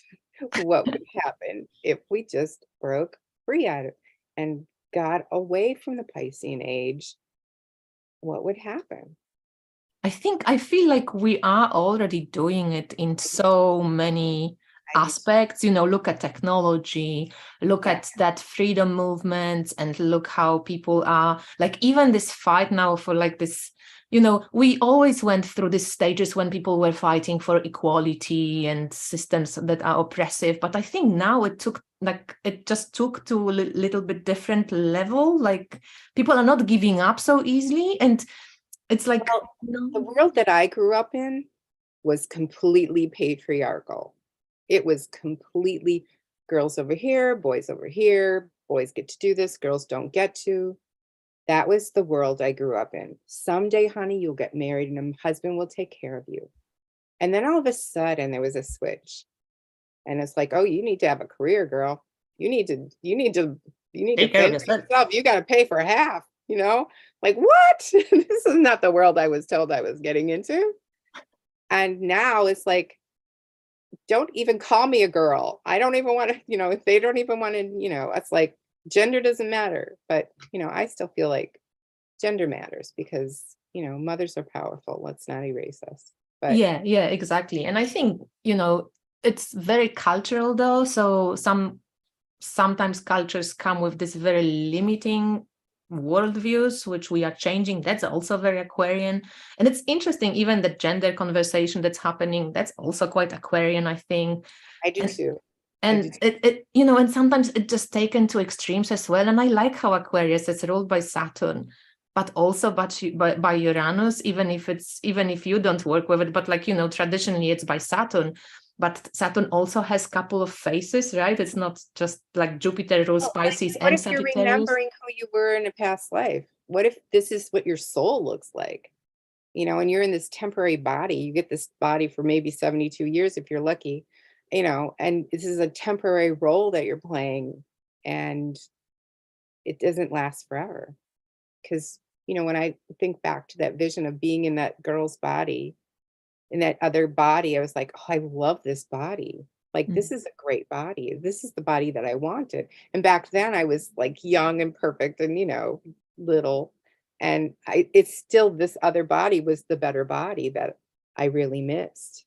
And, you know, like, I'm not going to try to change my bone structure just because I prefer this other body that was from a different timeline.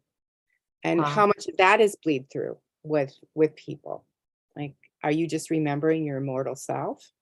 Are you remembering something? What are you remembering? Like, those questions aren't asked. It's always just, this is all we have. This is the one life. And I don't think that the conscious universe really likes that when people like put oblivion at the end of a lifetime. Yeah, and kind of like that cooperation and co-creativity that we have. That's like, you know, I'm not powerful. I just take what I'm given. I can't do anything about it. Well, we can do shit about stuff, but anything. Like, I just ask maybe if anybody has any questions. I know that there is a little delay, but if you guys have any questions, then please do it now, because we are going to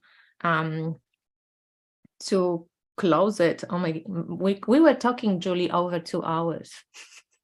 Oh, it didn't feel like that at all. I'm sorry, guys. Those who stayed here, oh my God, thank you. And we applaud you. Bravo for your patience. Bravo.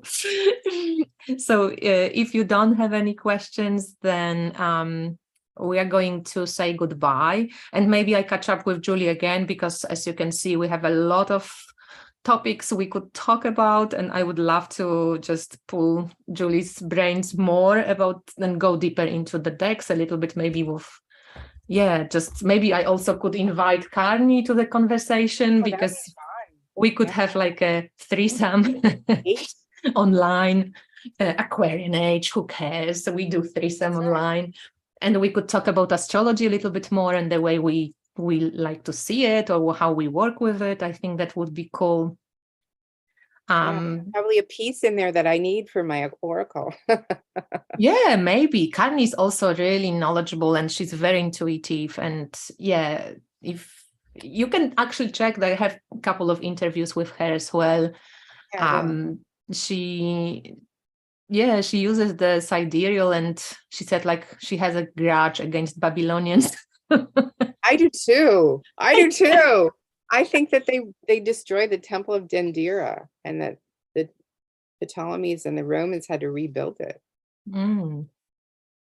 Yeah, so it's interesting. So I will invite Carney and you, and maybe we can have a chat together. I think that will be really cool. People say thank you, and that it didn't feel so long, and they thank you very much. And Deeper Astro and 3-way, it's more than welcome. So cool. They want a 3-way. Okay. All right, we're ready. Thank you so much, Julie. I'm going to say goodbye and switch it off here, but you don't go yet. I can say goodbye to you in private. Thank you, everyone who watched and who stayed with us for 2 hours. And to those who are rewatching, I hope you enjoyed it. And we will be chatting with Julie again. So see you soon, guys. Thank you. Bye.